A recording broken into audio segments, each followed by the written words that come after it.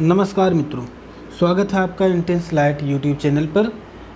दोस्तों, कल हम आपके सामने हाजिर हुए थे इस टेस्ट सीरीज़ को लेकर के, और ये जो हमारा टेस्ट सीरीज़ है दोस्तों, इस पे हमने 50 क्वेश्चंस कल सॉल्व किए थे।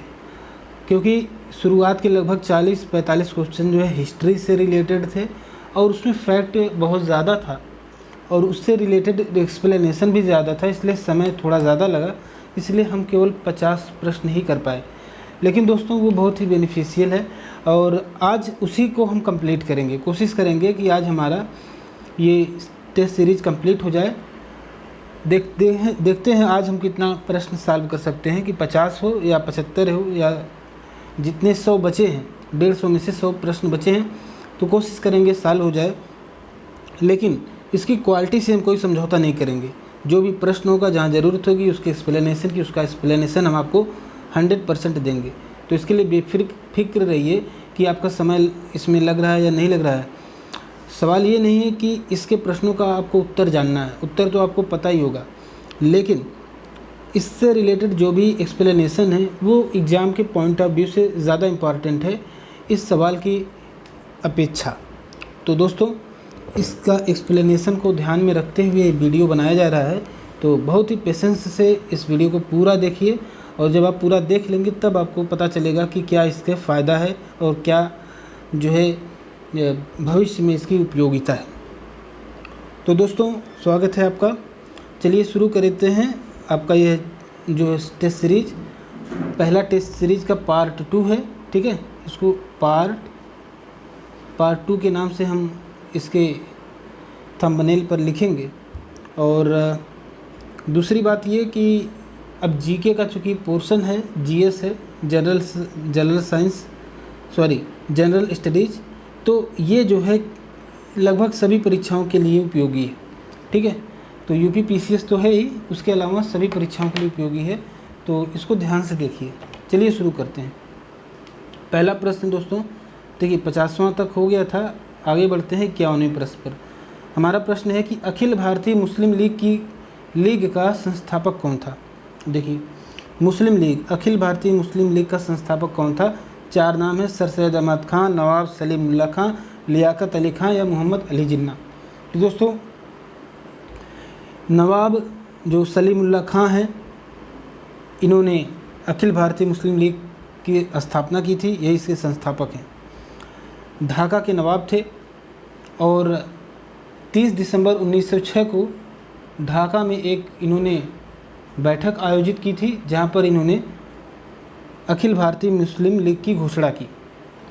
मुस्लिम लीग के पहले अध्यक्ष की बात करें तो वकार उल मुश्ताक हुसैन थे, ठीक है। अगर पहले अध्यक्ष की बात किया जाए कि अखिल भारतीय मुस्लिम लीग के पहले अध्यक्ष कौन थे, तो थे वकार उल मुश्ताक हुसैन, ठीक है। लेकिन इसके संस्थापक कौन थे? नवाब सलीउल्लाह खां। नवाब सलीउल्लाह खां जो है इसके संस्थापक थे, जबकि इसके अस्थाई अध्यक्ष कौन थे? आगा खां थे। आगा खां इसके अस्थाई अध्यक्ष थे। लीग का प्रथम अधिवेशन कब हुआ था? 1908 ईस्वी में अमृतसर में हुआ था। कहाँ पे हुआ था? अमृतसर में हुआ था। इस अधिवेशन की अध्यक्षता सैयद इमाम ने की थी, ठीक है। तो 1908 में जो अमृतसर अधिवेशन हुआ था उसकी अध्यक्षता किसने की थी? सैयद इमाम ने की थी। और 1924 ईस्वी में मोहम्मद अली जिन्ना ने भारतीय मुस्लिम लीग का गठन किया। तो मोहम्मद अली जिन्ना का नाम किससे जुड़ा है? भारतीय मुस्लिम लीग से जुड़ा है। जबकि अखिल भारतीय मुस्लिम लीग का संस्थापक कौन है? नवाब सलीउल्लाह खां।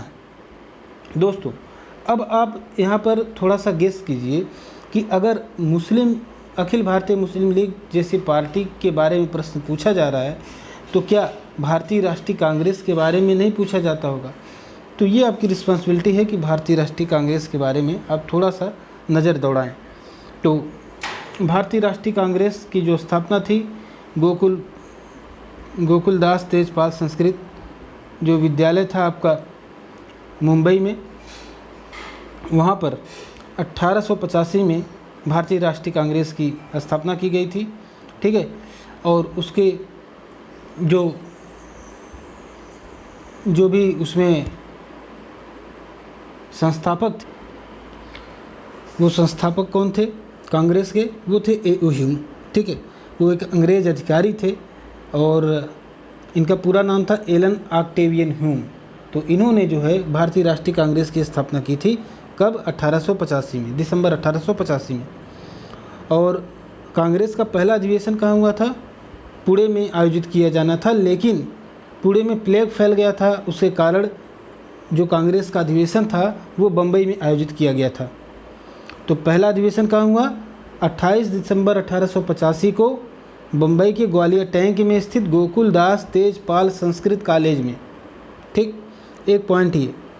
दूसरा, अब भारतीय राष्ट्रीय कांग्रेस जो पार्टी बनी उससे कई प्रश्न लगातार पूछे जाते रहे हैं, जैसे कि इसका पहला अध्यक्षता किसने की? ठीक है, तो प्रथम अध्यक्ष थे W.C. बनर्जी, यानी व्योमेश चंद्र बनर्जी। ठीक है, और इसके सचिव थे ए.ओ. ह्यूम। ए.ओ. ह्यूम यानी जिन्होंने इस पार्टी की स्थापना की थी, जो संस्थापक थे ए.ओ. ह्यूम, वो जो है इसके सचिव बने थे और प्रथम अध्यक्षता की थी व्योमेश चंद्र बनर्जी जी ने। ठीक है, और इसमें प्रमुख सदस्य थे फिरोज शाह मेहता, बदरुद्दीन तैयबजी, W.C. बनर्जी, आनंद मोहन बोस आदि। ठीक, और एक खास बात है दोस्तों, कई बार पूछा जाता है कि प्रथम मुस्लिम अध्यक्ष कौन थे भारतीय राष्ट्रीय कांग्रेस के? तो वो थे बदरुद्दीन तैयबजी। तो ये कुछ ऐसे इम्पॉर्टेंट बातें हैं। वैसे भारतीय राष्ट्रीय कांग्रेस का डेप्थ बहुत ज़्यादा है और इससे जुड़ी घटनाएं भी बहुत ज़्यादा हैं, तो उसमें हम कभी डिटेल में चर्चा करेंगे जब उस पर प्रश्न आएगा तब। लेकिन चूँकि ये जो प्रश्न था अखिल भारतीय मुस्लिम लीग का था, तो इसके बारे में हमने डिटेल में जाना ही, साथ ही साथ इसके जवाब में जो कांग्रेस इसके जवाब में नहीं थी, बल्कि इससे काफ़ी बड़ी पार्टी थी, तो उसके बारे में भी थोड़ा हमने रिवाइज कर लिया। चलिए बढ़ते हैं अगले प्रश्न की ओर। कुशल अकर्मण्यता की नीति का संबंध था किससे? लॉर्ड वेलेस्ली से, लॉर्ड डलहौजी से, जॉन लॉरेंस से या लॉर्ड कर्जन से? तो दोस्तों इसका सीधा संबंध था जॉन लॉरेंस से। ऑप्शन नंबर सी सही है, जॉन लॉरेंस।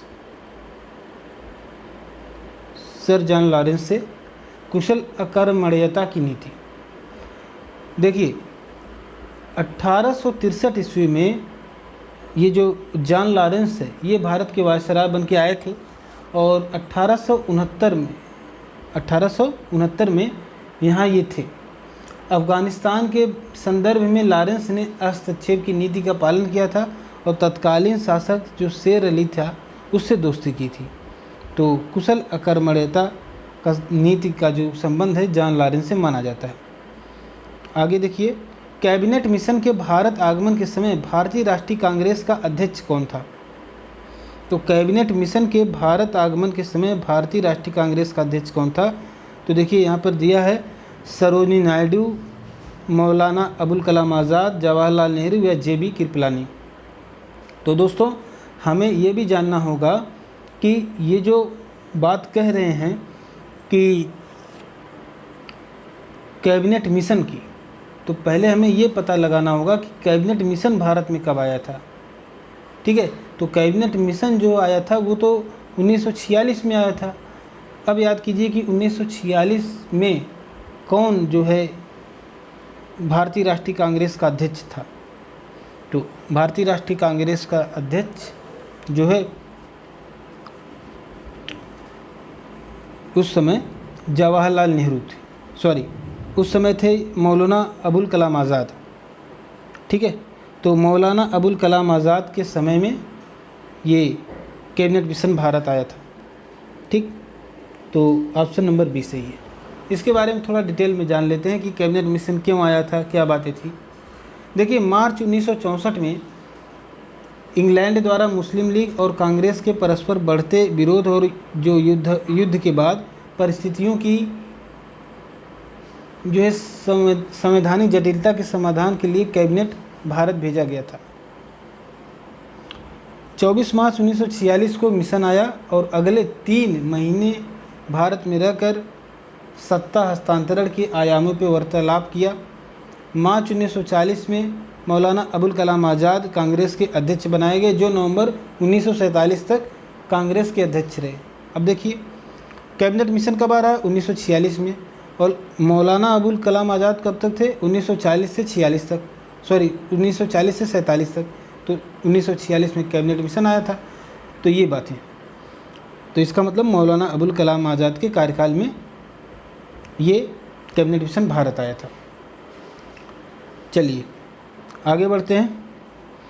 जेबी कृपलानी का नाम दिया है, इनके बारे में जान लेते हैं। तो जेबी कृपलानी कब बने थे, ये नवंबर 1946 में कांग्रेस के अध्यक्ष बने थे और दिसंबर 1947 में राजेंद्र प्रसाद अध्यक्ष चुने गए थे। और जबकि जो कैबिनेट मिशन आया था वो 24 मार्च 1946 को आया था। तो ये बात भी ध्यान रखना है, थोड़ा सा कठिन बना दिया इस प्रश्न को। अब देखिए जेबी कृपलानी भी जो है 1946 में थे, लेकिन ये नवंबर में थे, ठीक। और ये आया था कब, मार्च 24 मार्च को आया था, और मार्च में थे मौलाना अबुल कलाम आज़ाद। चलिए आगे बढ़ते हैं। अगला प्रश्न हमारा है, रहनुमाई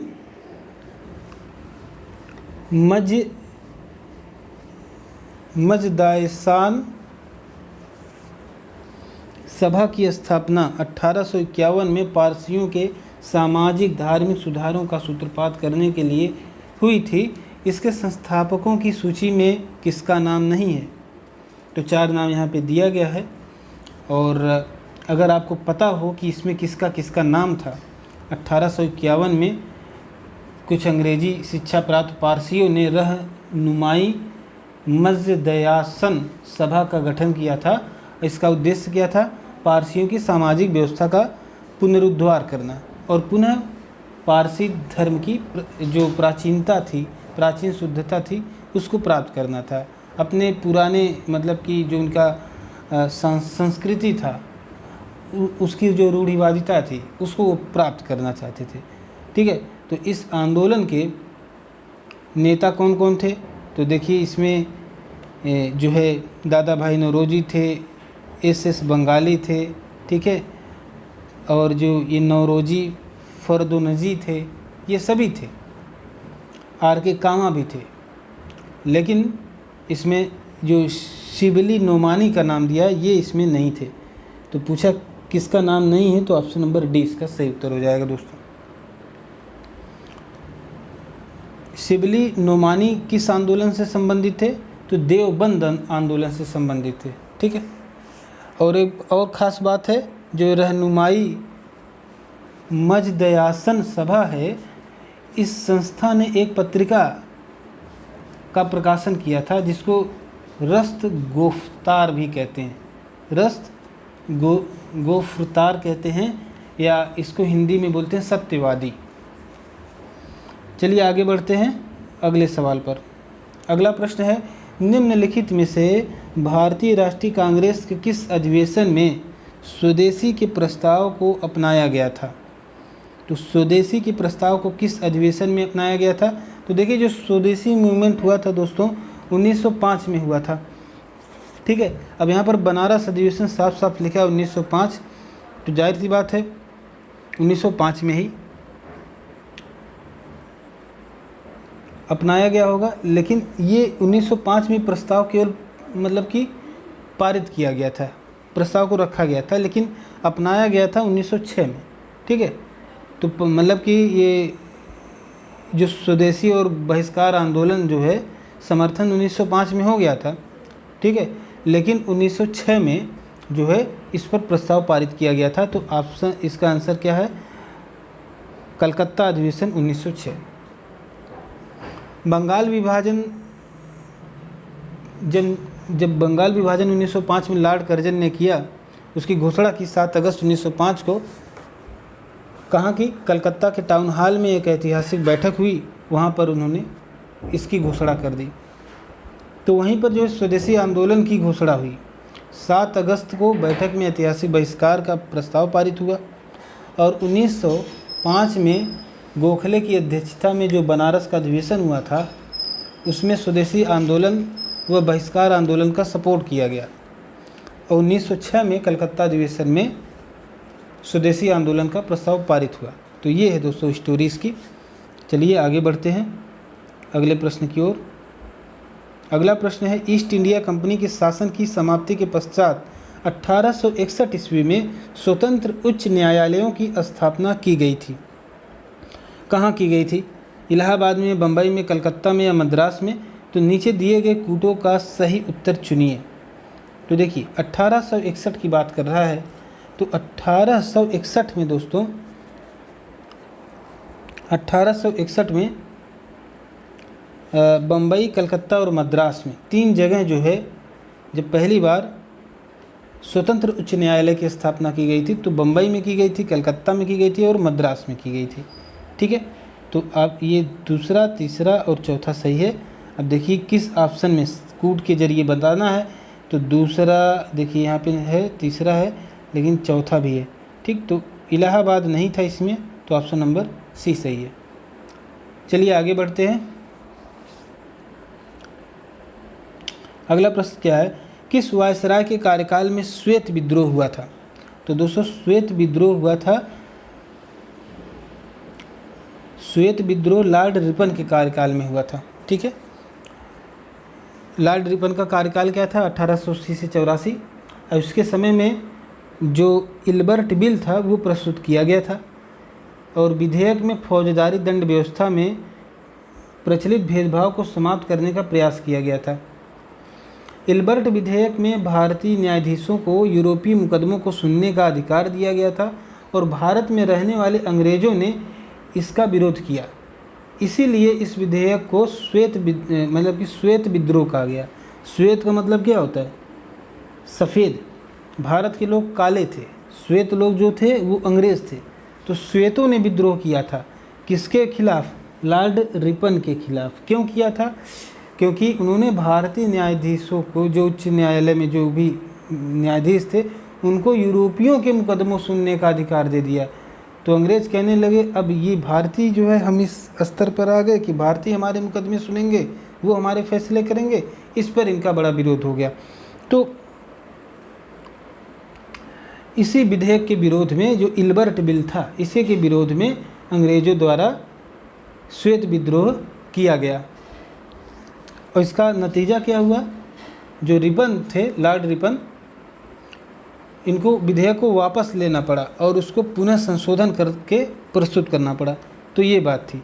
तो जो इल्बर्ट बिल लाया था लॉर्ड रिपन ने, वो भी कामयाब नहीं हुआ। इसका श्वेतों ने विद्रोह कर दिया और पुनः उसमें संशोधन करवा लिया। तो ये पॉइंट है दोस्तों। चलिए आगे बढ़ते हैं अगले प्रश्न की ओर। भू राजस्व वसूली हेतु ठेका दिए जाने की प्रथा को क्या कहा जाता था? ठेका, इजारा, जब्ती या कनकूत? तो इसे कहते थे इजारा प्रथा। इसका ऑप्शन है बी। भू राजस्व वसूली हेतु जो ठेका दिए जाने की प्रथा थी उसे इजारा कहा जाता था। और जहांदार शाह का नाम आपने सुना होगा। जहांदार शाह के समय में जुल्फ़िकार द्वारा इजारा अथवा भू राजस्व की वसूली को ठेके पर दिए जाने की प्रथा को बढ़ावा देने के कारण उत्तरोत्तर मुग़ल काल में, यानी मुग़ल काल के एकदम जो लास्ट सीन चल रहा था, ठीक है, उसमें कृषक वर्ग पर अत्याचार बहुत ज़्यादा हो गया। जब्ती व कनकूत भू राजस्व वसूली की अन्य कर प्रणालियाँ थीं। जब्ती में भूमि उत्पादन का 1/3 भाग टैक्स के रूप में लिया जाता था, जबकि कनकूत को नस्क भी कहते थे, नस्क व्यवस्था या कनकूत व्यवस्था, इसमें पिछले वर्ष की पैदावार और भुगतान का अंदाज़ा लगाकर ज़मींदारों या भूस्वामियों से लगान लिया जाता था। तो अगर बात आए कनकूत की, यहाँ पर जैसे कनकूत लिखा है, तो ये पिछले साल के जो भी उत्पादन हुआ था और जो भी भुगतान इन्होंने किया था उसके आधार पर टैक्स डिसाइड किया जाता था। जबकि जब्ती जो है ये 1/3 टैक्स लेते थे डायरेक्ट, चाहे कितना भी उत्पादन हुआ रहे 1/3 आपको टैक्स देना है, उसे जब्ती कहते थे। जबकि इजारा के बारे में ऐसी कोई जानकारी नहीं मिलती, लेकिन जो है इजारा जो है भू राजस्व वसूली को ठेके पर दे दिया जाता था। ठीक है, तो ठेके पर बंदोबस्त एक तरह से कर दिया गया, उसे इजारा प्रथा कहते थे। चलिए आगे देखते हैं अगले प्रश्न की ओर। व्यापारियों द्वारा दस्तकारों, ओ माय गॉड, ये देखिए, व्यापारियों द्वारा दस्तकारों को वांछित माल की प्राप्ति हेतु दी गई अग्रिम धनराशि के लिए किस शब्दावली का इस्तेमाल होता था? तो देखिए, तकावी, दस्तूरी, ददनी या इनमें से कोई नहीं, तो इसके लिए ददनी शब्द का प्रयोग होता था दोस्तों। देखिए, ब्रिटिश शासनकाल में भारतीय अर्थव्यवस्थाओं से जुड़ी कुछ प्रथाओं में ददनी प्रथा थी, कमियोठी प्रथा थी, तिनकठिया प्रथा थी, दुबला हाथी प्रथा थी आदि चीज़ें। ददनी प्रथा के अंतर्गत क्या होता था कि ब्रिटिश व्यापारी भारतीय उत्पादों, कारीगरों और शिल्पियों को अग्रिम संविदा के रूप में रुपया दे देते थे, मतलब एडवांस में कुछ पैसा दे देते थे, उसको ददनी कहते थे। ठीक है, तो व्यापारियों, दस्तकारों को या जो भी कारीगर रहते थे, ठीक है, उन या शिल्पी जो रहते, शिल्पीकार होते थे, उनको कुछ जो है एडवांस में कुछ पैसे दे देते, उसे ददनी कहते थे। तो ये इंपॉर्टेंट है दोस्तों, वर्ड नया लग रहा होगा। और इसके अलावा तिनकठिया के बारे में मैंने कल बताया ही था। तिनकठिया 3/20 भाग पर नील की खेती करने की प्रथा चंपारण, बिहार के चंपारण में लागू की गई थी। 1917 में गांधी जी ने उसका विरोध किया था। ठीक है, तो ये चीज़ें थी। चलिए आगे बढ़ते हैं, आगे देखते हैं अगला हमारा जो सवाल है। ये देखिए, सूची 1 को सूची 2 से मिलाना है और इस कूट का प्रयोग करके सही उत्तर बताना है। ठीक है, तो राजा राम मोहन राय, देवेंद्रनाथ टैगोर, विवेकानंद, आत्माराम पांडुरंग, इतने लोगों का नाम है और उनकी जो द्वारा जो सभाएं थीं उनकी बातें की गई। तो राजा राम मोहन राय के बारे में आप जानते होंगे, ये आत्मीय सभा से जुड़े थे। तो 1 का जो है 2 ऑप्शन सही हो जाएगा। ठीक है, उसके बाद जो देवेंद्रनाथ टैगोर थे, ये तत्वबोधिनी सभा से संबंधित थे। उसके बाद विवेकानंद की बात आ रही, तो विवेकानंद के गुरु कौन था? रामकृष्ण थे और इन्होंने रामकृष्ण मिशन की स्थापना की थी। तो विवेकानंद, स्वामी विवेकानंद रामकृष्ण मिशन से संबंधित थे। और आत्मरंग पांडुरंग जो थे, आत्माराम पांडुरंग, ये प्रार्थना समाज से जुड़े हुए थे। तो दोस्तों, इसके आधार पर जो हमको कूट चुनना है उसको आप चुन लीजिएगा। तो ये जो है इसके बारे में है। अब थोड़ा सा डिटेल में इसके बारे में जान लेते हैं। जैसा कि राजा राम मोहन राय का नाम आया है, तो थोड़ा सा इनके बारे में जानते हैं। राजा राम मोहन राय जो थे समाज सुधारक थे और पहले भारतीय थे जिन्होंने सबसे पहले भारतीय समाज में जो बुराइयां थी, मध्ययुगीन बुराइयां जो पनप गई थी, उसके विरोध में आंदोलन चलाया था। इन्होंने सती प्रथा के विरोध में और स्त्री शिक्षा के समर्थन में, अंग्रेजी शिक्षा के समर्थन में आदि बातें की थी। 1815 में हिंदू धर्म के जो एकेश्वरवादी मत, उसके प्रचार के लिए राजा राम मोहन राय ने आत्मीय सभा का गठन किया। और इस आत्मीय सभा में द्वारकानाथ ठाकुर भी शामिल थे। ठीक है, देवेंद्रनाथ टैगोर के पिता थे और रविन्द्रनाथ टैगोर के दादाजी थे ये द्वारकानाथ टैगोर या ठाकुर। ये भी जो है राजा राम मोहन राय के साथ आत्मीय सभा से जुड़े हुए थे। अगस्त 1828 में राजा राम मोहन राय ने ब्रह्म समाज की भी स्थापना की थी। तो एक और पॉइंट है, ब्रह्म समाज और आत्मीय सभा, इन दोनों से कौन जुड़ा है? राजा राम मोहन राय। ठीक, और सती प्रथा का भी इन्होंने बहुत विरोध किया था। ब्रह्म समाज में शामिल होने से पहले देवेंद्रनाथ टैगोर ने कलकत्ता के जोरोसांकी में तत्वरंजनी सभा की स्थापना की थी। ठीक है, तो अब आत्मीय सभा से इनके जो पिता थे, देवेंद्रनाथ टैगोर के पिता जो थे, ठीक है, द्वारिकानाथ ठाकुर, वो तो जुड़े थे आत्मीय सभा से राजा राम मोहन के साथ। लेकिन देवेंद्रनाथ टैगोर जो है ये पहले से ही तत्वरंजनी सभा की स्थापना कर चुके थे। बाद में ये जो है इनके सहयोगी के रूप में कार्य किए और ये जो है इनकी जो ब्रह्म समाज था, ब्रह्म समाज से राजा राम मोहन राय के द्वारा स्थापित ब्रह्म समाज से भी देवेंद्रनाथ टैगोर जुड़े रहे। लेकिन जो इनकी जो तत्वबोधिनी सभा थी वो आगे चल करके तत्वरंगिनी सभा जो थी, तत्वरंजनी सभा, वो तत्वबोधिनी सभा में बदल गई। ठीक, तो ये कुछ बातें थी, कुछ रिलेशन थे देवेंद्रनाथ टैगोर, द्वारकानाथ टैगोर और राजा राम मोहन राय के बारे में और उनकी संस्थाओं के बारे में। और जहाँ तक बात आत्मारंग पांडुरंग की बात आती है तो इन्होंने बम्बई में प्रार्थना समाज की स्थापना की थी 1867 में। तो अपडेट तो इतना याद नहीं रहेगा, लेकिन कम से कम ये याद रखिए कि बम्बई में प्रार्थना समाज की स्थापना कहाँ की गई थी, तो बम्बई में की गई थी। और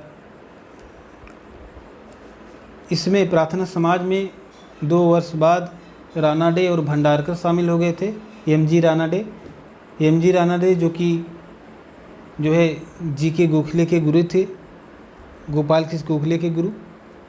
1897 ईस्वी में अमेरिका प्रवास से वापस आने के बाद स्वामी विवेकानंद ने रामकृष्ण मिशन की स्थापना की थी। तो जो भी पॉइंट थे डिस्कस किए जा चुके हैं इससे रिलेटेड। चलते हैं अगले प्रश्न की ओर। अगला प्रश्न हमारा क्या कहता है, देखिए ये पेज हो गया हमारा, 60 प्रश्न हो गए। आगे बढ़ते हैं, ये इंग्लिश मीडियम में है। अगला पेज, अगला प्रश्न है 61वां। लॉर्ड डलहौजी की अधिग्रहण नीति के प्रमुख क्या उद्देश्य थे? तो 3 पॉइंट यहाँ पे दिए हुए हैं और हमने बताना है स्कूट का सही उत्तर चुनते हुए कि प्रमुख क्या उद्देश्य थे लॉर्ड डलहौजी की नीति के। पहला दिया है ब्रिटिश निर्मित वस्तुओं के भारत में निर्यात पर प्रतिबंध लगाना, ये तो कोई बात हुई नहीं। अधिग्रहण का मतलब क्या होता है? अधिग्रहण का मतलब होता है कोई चीज़ एक्वायर कर लेना, एक्विजिशन कर लेना, कोई चीज़ हड़प लेना। तो इसमें ब्रिटिश निर्मित वस्तुओं के भारत में निर्यात पर प्रतिबंध लगाएगा तो इसका तो नुकसान ही हो जाएगा ना। अगला पॉइंट क्या है?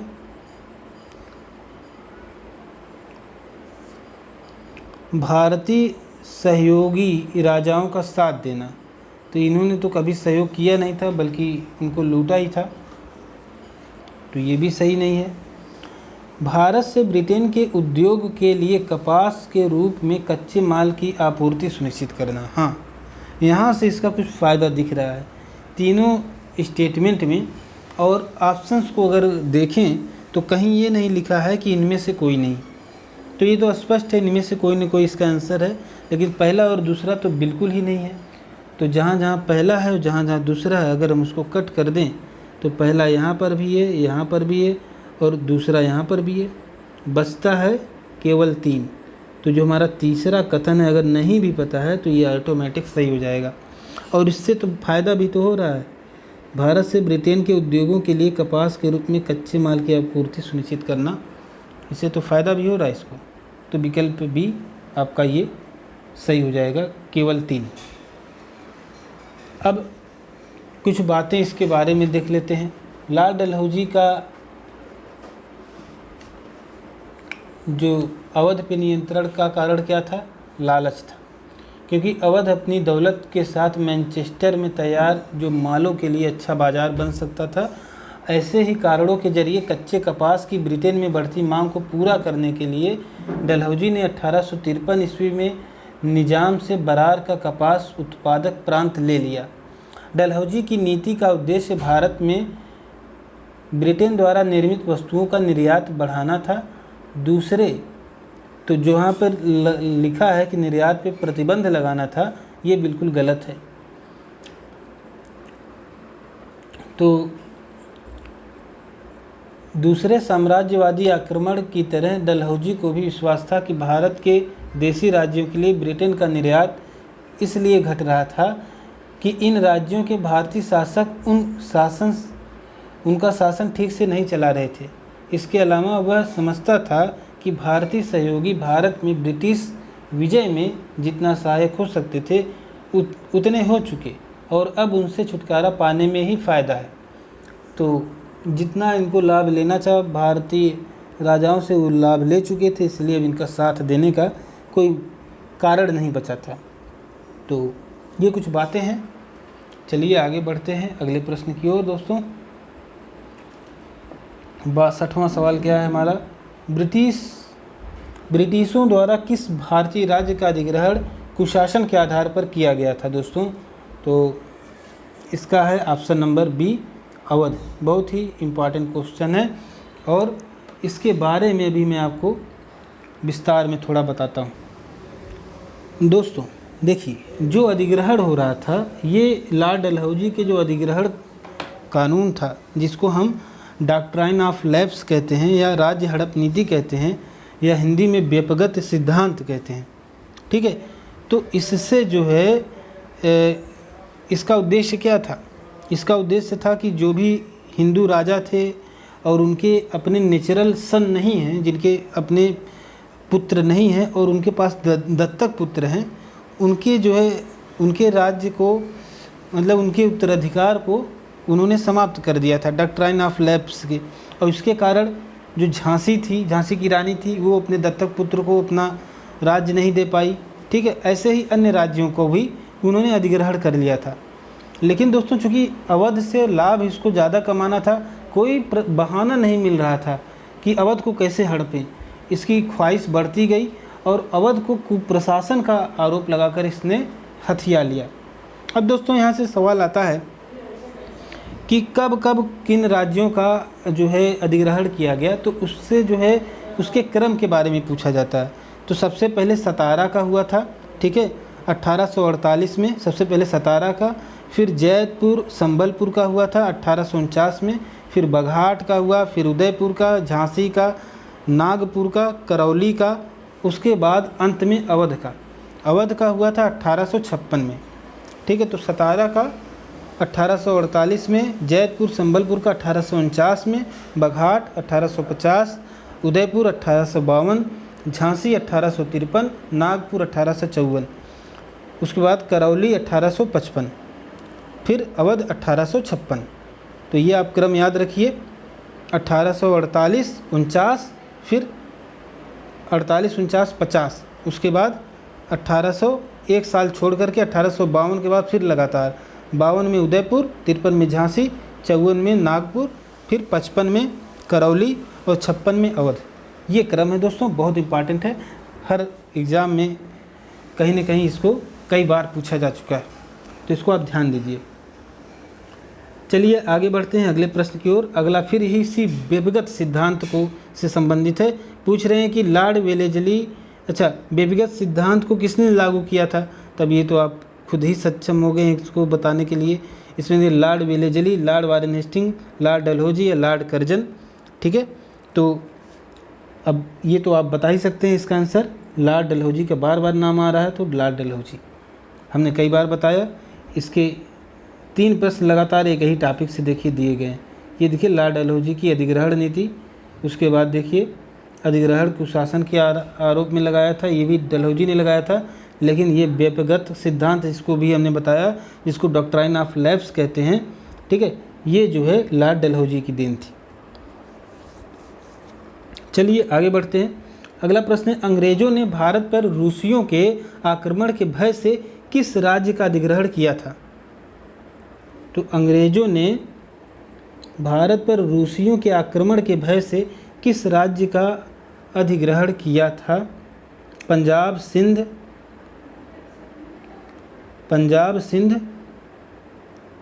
असम या कश्मीर? तो दोस्तों इन्होंने सिंध का अधिग्रहण किया था, ऑप्शन नंबर बी। अंग्रेजों ने भारत पर रूसियों के आक्रमण के भय से सिंध का अधिग्रहण कर लिया था। 19वीं शताब्दी में यूरोप और एशिया के बीच अंग्रेज़ों और रूसियों में शत्रुता बढ़ रही थी। इससे अंग्रेज़ों को डर था कि अफ़गानिस्तान या फ़ारस के रास्ते अगर रूसी भारत पर हमला कर दिए तो उनके लिए मुश्किल हो जाएगी। सिंध की विजय इसी का परिणाम था, मतलब सिंध पर जो कब्जा हुआ, इसीलिए अंग्रेज़ों ने सिंध को अधिग्रहित कर लिया। रूस को रोकने के लिए ब्रिटिश सरकार की नीति तभी सफल हुई जब सिंध को ब्रिटिश के कंट्रोल में ले लिया गया। तो ये है ऑप्शन नंबर बी सही, ठीक। तो चलिए आगे बढ़ते हैं। अगला, लॉर्ड वेलेजली की सहायक संधि को सबसे पहले किस शासक ने स्वीकार किया था? दोस्तों लॉर्ड वेलेजली की जो सहायक संधि थी, सबसे पहले हैदराबाद के निज़ाम के ऊपर ये ला दी गई थी। हैदराबाद के निज़ाम ने स्वीकार किया था। और ये था क्या? तो इसके संधि के अनुसार भारतीय राजाओं को अपने राज्यों में कंपनी की सेना रखनी पड़ती थी। सहायक संधि से भारतीय राजाओं की स्वतंत्रता समाप्त होने लगी और राज्यों में कंपनी का हस्तक्षेप बढ़ने लगा। देखिए, हमने कल भी आपको बताया था कि राजा अपनी सुरक्षा के लिए कंपनी की सेना को रखता था और उसको वेतन देता था, अपने टैक्स के पैसे से, अपने खर्चे से उसको वेतन देता था। ठीक, तो न सैनिक राजा के होते थे, केवल राजा की सुरक्षा की गारंटी दी जाती थी, वो भी तब जब वो उसके सैनिक को रखता था।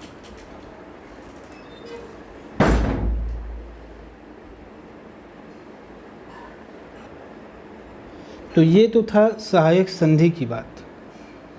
ठीक, लेकिन हमें ये देखना है कि ये कैसे प्रयोग किया गया। तो देखिए, लॉर्ड वेलेस्ली जो था उसका कार्यकाल था 1798 से 1805 और भारत में अंग्रेजी जो राज्य था उसका विस्तार के लिए सहायक संधि का प्रयोग किया गया था। तो वेलेस्ली ने 1798 में सबसे पहले हैदराबाद के निज़ाम थे उनके ऊपर ये संधि लागू की थी, उनके साथ ये करार किया था, संधि की थी। ठीक है, तो सहायक संधि के बारे में मैंने बता ही दिया। चलिए आगे देखते हैं।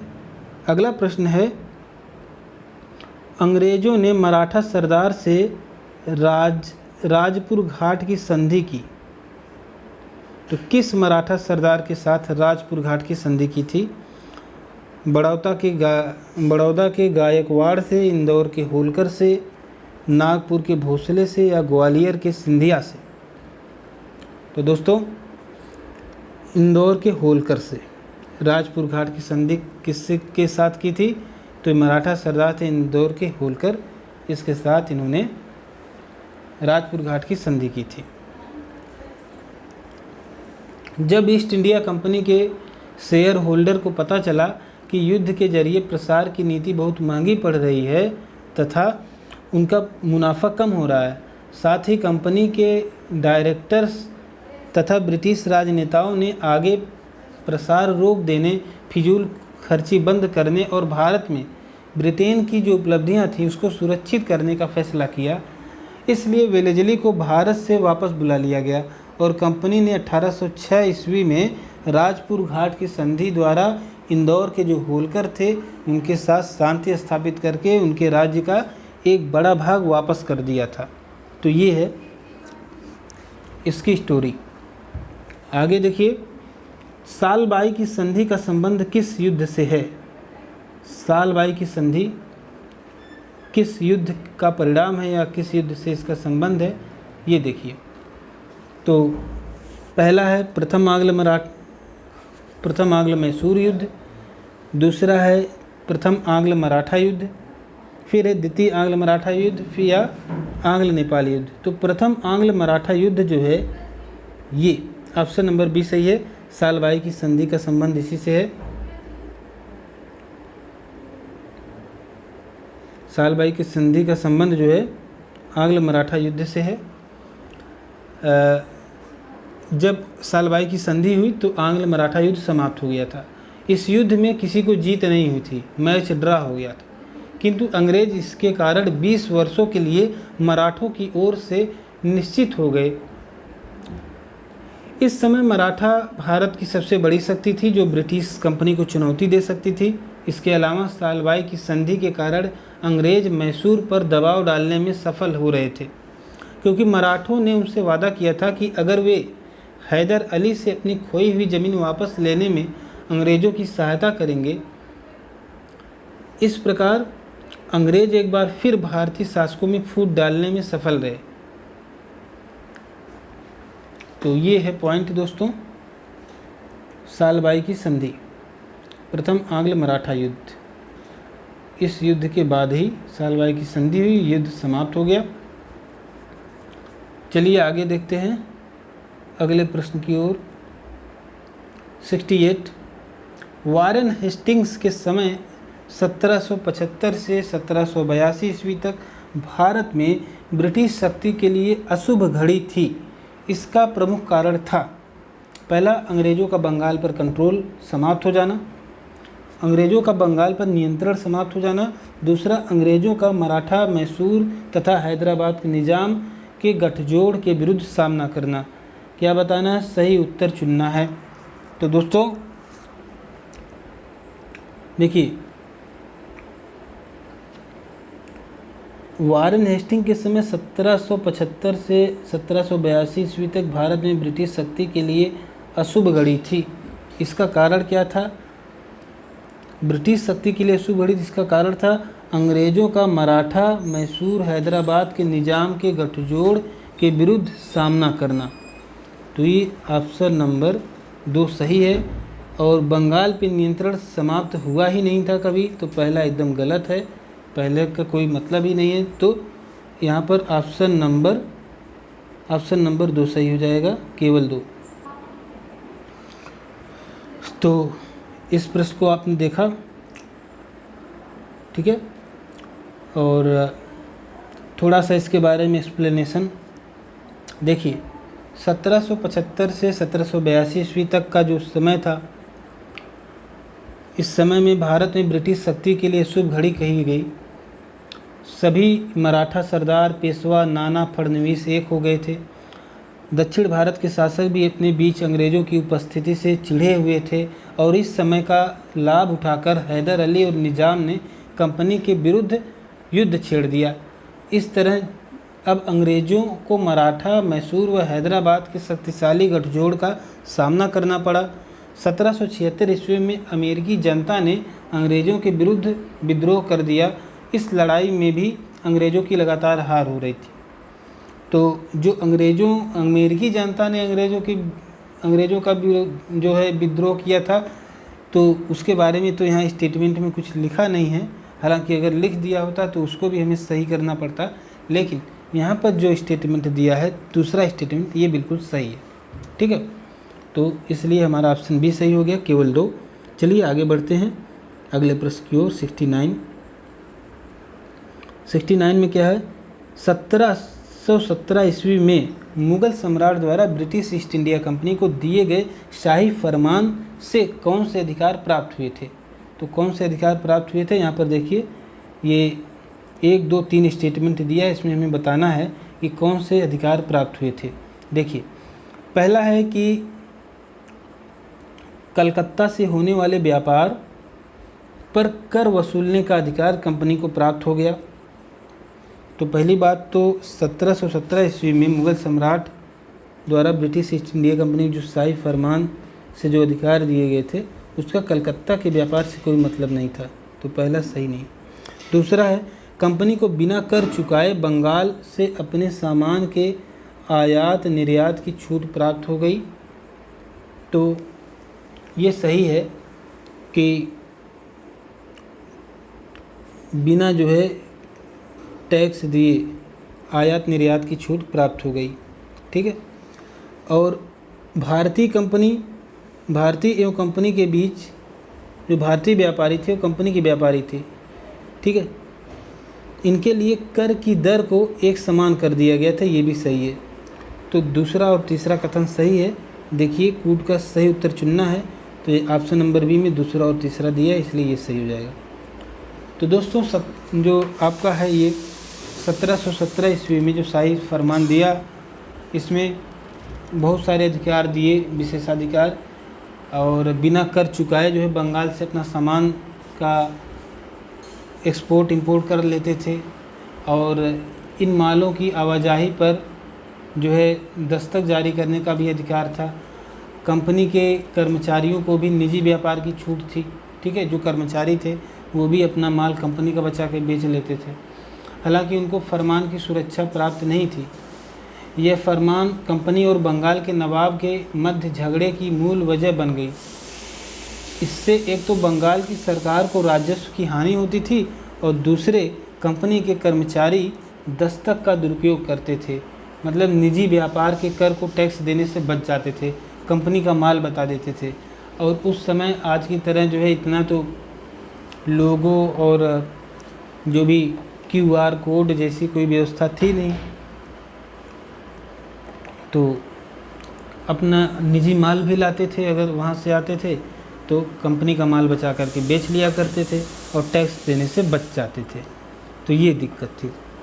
चलिए आगे बढ़ते हैं। अगला प्रश्न हमारा है 70। ये देखिए बहुत इम्पॉर्टेंट है। औरंगज़ेब और दारा शिकोह के मध्य हुए उत्तराधिकार के युद्धों को काल क्रमानुसार चुनिए। तो देखिए हमें इसमें चुनना है। यहाँ पर देखिए ऑप्शन से दिए हैं, पहला धर्मट की लड़ाई, फिर देवराय की लड़ाई, फिर सामूगढ़ की लड़ाई। इसी को सही क्रम में लगाना है। तो देखिए दारा शिकोह और औरंगजेब के मध्य जो है, जो धर्मट की लड़ाई लड़ी गई थी, कब लड़ी गई थी? 15 अप्रैल 1658 को, ठीक है। और इसमें जीता कौन था?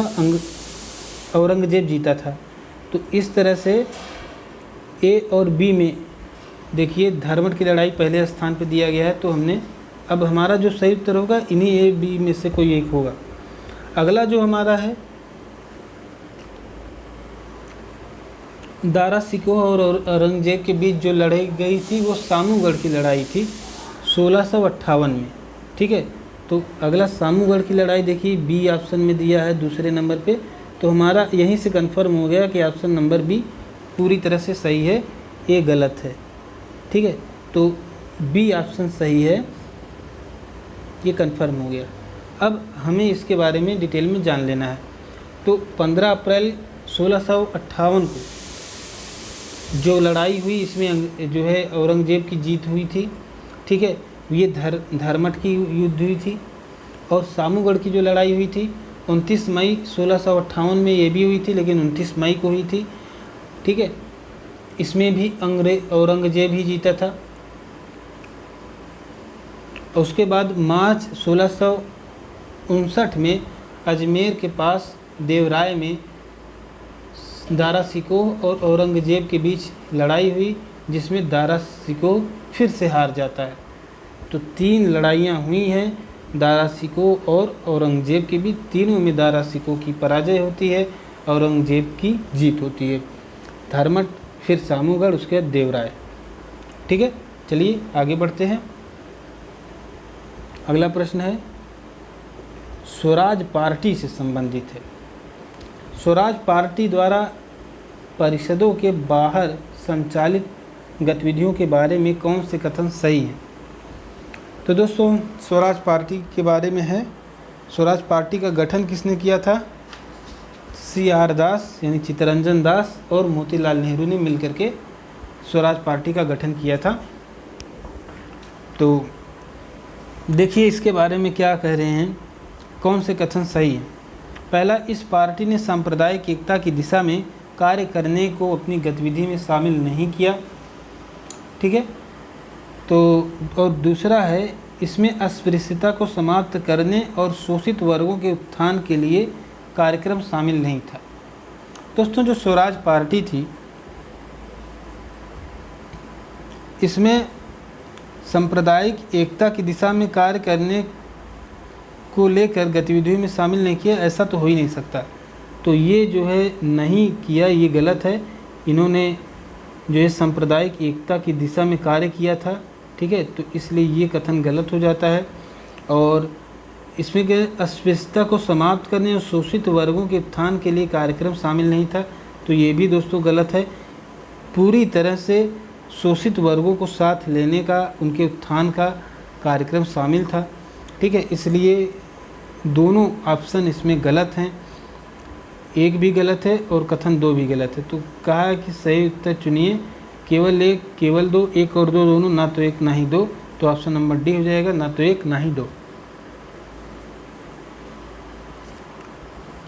देश में औद्योगिक और कृषि मजदूर जिसमें रैयत थे, किसान थे, और इनके संगठन तैयार करना, इनके वर्ग के हितों की सुरक्षित एवं प्रोत्साहित किया जा सके इत्यादि विषयों पर कार्य करना, ये स्वराज पार्टी का जो है स्वराज पार्टी द्वारा जो परिषद था उसके गतिविधि में शामिल था। हिंदू, मुसलमान, सिख और ब्राह्मण और गैर ब्राह्मण के बीच एक दूसरे के प्रति सामंजस्य की भावना लाने के लिए कार्य करना भी स्वराज पार्टी की मूल विशेषता थी। तो इसमें इसलिए कथन 2 भी गलत हो जाता है। ठीक है, चलिए आगे बढ़ते हैं। ये देखिए 70 प्रश्न हो गए हैं। चलते हैं अगले पेज पर। ये देखिए अंग्रेज़ी में है ये अगला प्रश्न।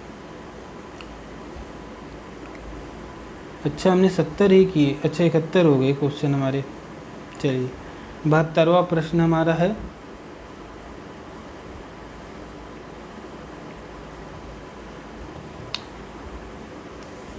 स्वदेशी आंदोलन से संबंधित है।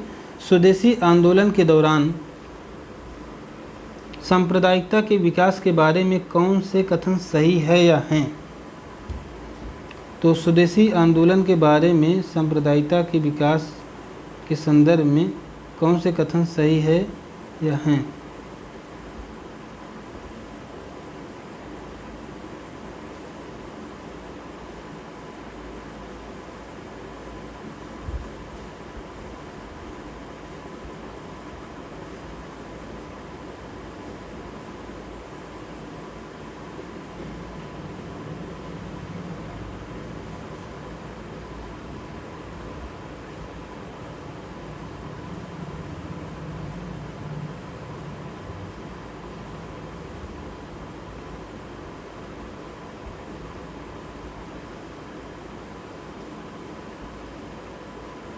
चलिए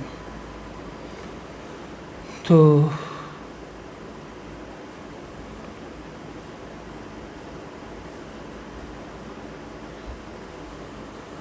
स्वदेशी आंदोलन के दौरान सांप्रदायिकता के विकास के बारे में पहला है कि इस दौरान पुनरुत्थानवादी प्रवृत्तियों का विकास हुआ। दूसरा, सरकार का यह प्रचार कि बंगाल के विभाजन से मुसलमानों को फ़ायदा होगा। ठीक है, तो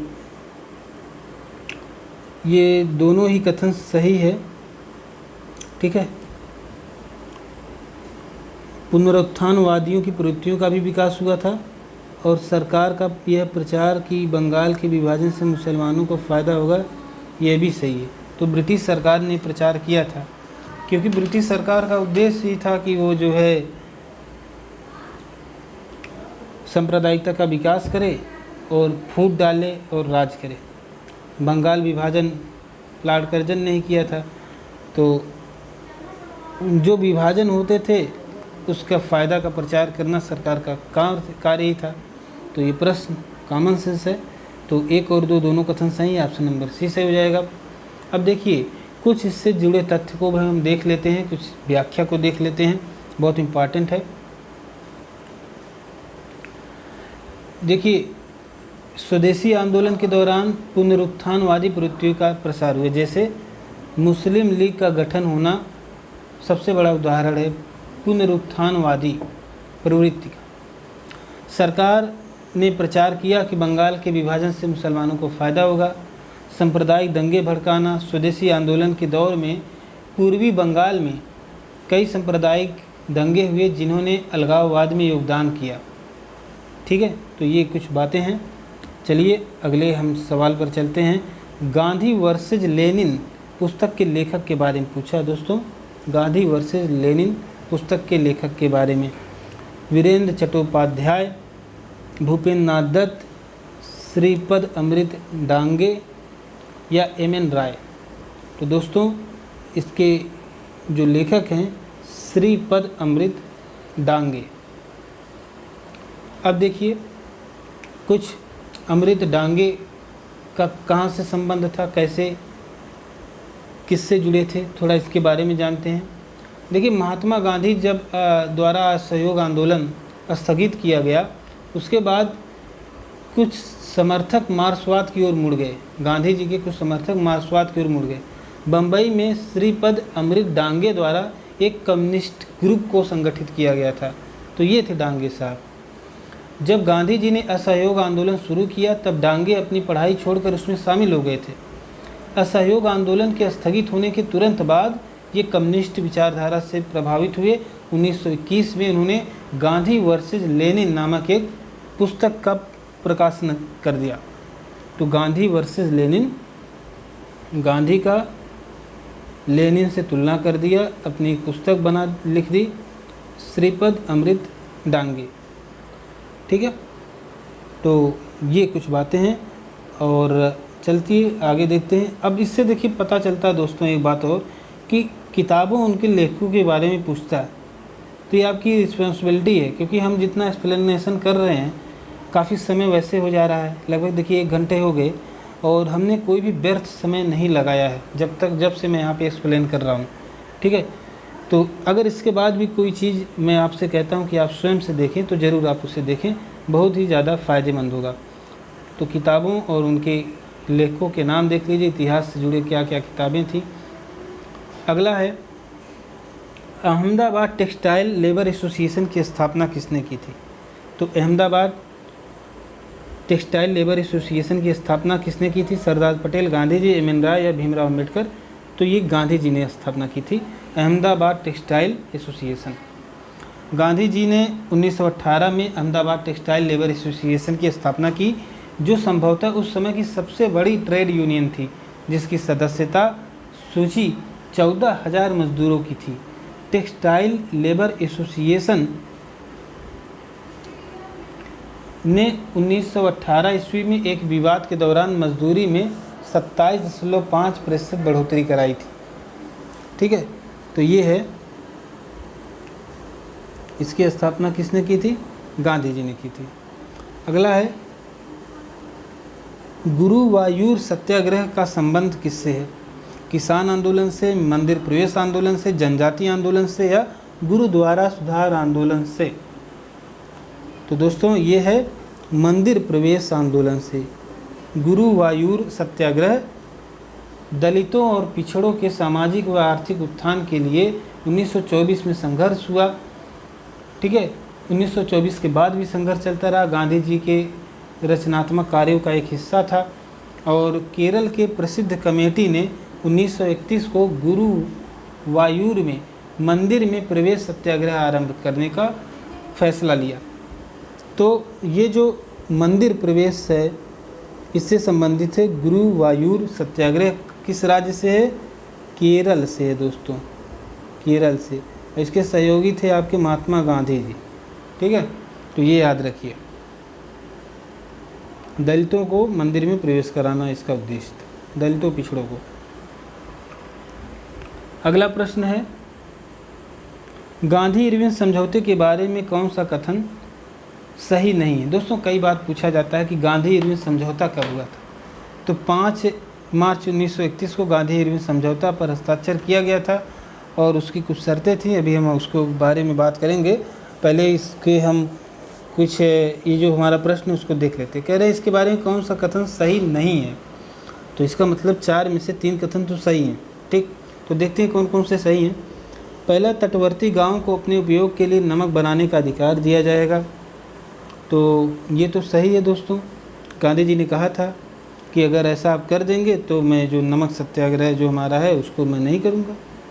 दूसरा है अहिंसात्मक प्रतिरोध में गिरफ्तार किए गए सभी लोगों को मुक्त किया जाए, ये भी सही है।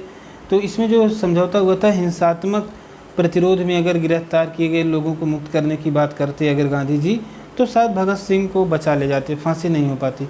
लेकिन चूँकि केवल अहिंसात्मक प्रतिरोध में गिरफ्तार किए गए लोगों को जो सज़ा थी उनको जो है छूट दे दिया जाए, जेल से छोड़ दिया जाए, तो यही समझौता हुआ था, इसलिए भगत सिंह को बचा नहीं सके।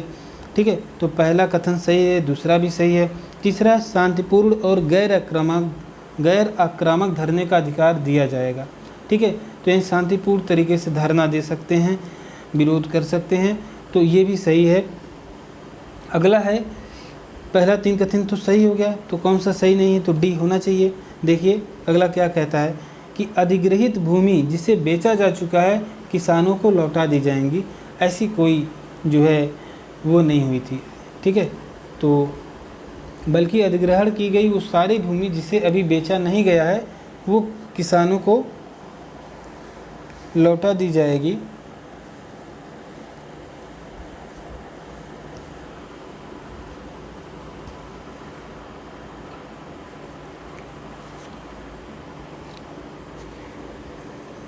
तो यहाँ पर कहा कि बेचा जा चुका है, ठीक है।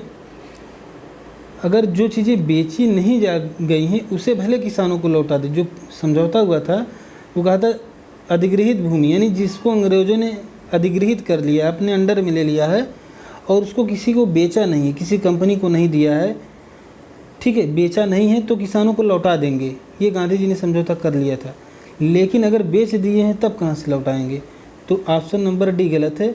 तो ये जो समझौता हुआ था ना, ये ऐसा नहीं था कि जिसे बेचा जा चुका है, जिस भूमि को, अधिग्रहित भूमि को, उसे लौटाएंगे, बल्कि ये हुआ था कि जिसे नहीं बेचा जा चुका है उसे किसानों को लौटा देंगे, ठीक है। तो ऑप्शन नंबर डी गलत हो गया, बाकी ए, बी और सी तीनों सही हैं, ठीक है। तो बताना कौन सा कथन सही नहीं है, तो ऑप्शन नंबर डी सही नहीं है, तो आपका उत्तर हो जाएगा ऑप्शन नंबर डी।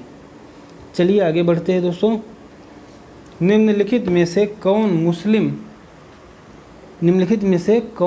मुस्लिम लीग द्वारा अंतरिम सरकार में नामित सदस्यों में शामिल नहीं था? तो देखिए, लियाकत अली शामिल थे, जोगेंद्रनाथ मंडल शामिल थे, गजनफर अली शामिल थे, मौलाना आज़ाद शामिल नहीं थे। ऑप्शन नंबर डी, मौलाना आज़ाद शामिल नहीं थे। देखिए, सांप्रदायिक दंगों के बावजूद मुस्लिम लीग को अंतरिम केंद्रीय सरकार में शामिल किए जाने के प्रयास जारी रहे। अंत में मोहम्मद अली जिन्ना ने मुस्लिम लीग की ओर से सरकार में शामिल होने के लिए 5 सदस्यों के नाम देने की सहमति व्यक्त की थी। और 5 कौन कौन से लोग थे? लियाकत अली थे, आई चुंद्रीगर थे, अब्बुर रब निश्तर थे, गजनफर अली थे, जोगेंद्रनाथ मंडल थे, ठीक है। और जो मौलाना आज़ाद नहीं थे इसमें, तो ऑप्शन नंबर डी सही उत्तर हो जाएगा दोस्तों। चलिए आगे बढ़ते हैं अगले प्रश्न की ओर। 78वां प्रश्न है। प्रश्न क्या कहता है आपके सामने कि निम्नलिखित में से कौन सा रॉयल इंडियन नेवी विद्रोह के प्रमुख कारणों में शामिल है?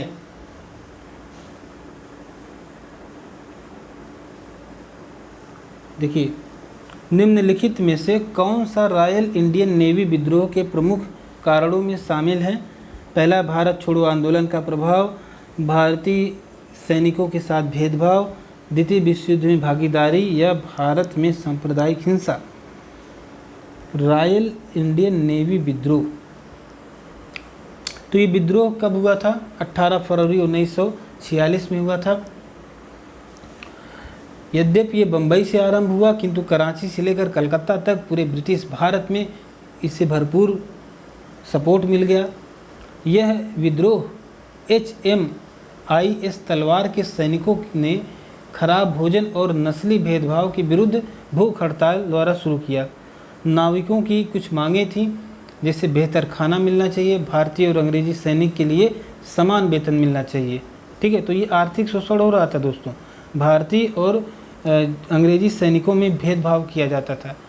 आज़ाद हिंद फौज के सिपाहियों की रिहाई, राजनीतिक बंदियों की रिहाई, सैनिकों के साथ सभ्य बर्ताव, हिंद, चीन तथा जावा के सैनिकों की वापसी इत्यादि कुछ मांगे थी। तो यहाँ पर कहा है कि कौन से कारण शामिल नहीं थे, तो इसमें ऑप्शन नंबर देखिए बी है। सॉरी, कौन से कारण शामिल थे? तो हमने जैसा कि बताया कि भारतीय सैनिकों से जो भेदभाव होता था, इस वजह से रॉयल इंडियन नेवी ने विद्रोह किया था। तो भेदभाव कई तरीके से होता था, सामाजिक भेदभाव होता था और आर्थिक भेदभाव भी हुआ, क्योंकि वेतन भी समान में नहीं मिलता था, ठीक है।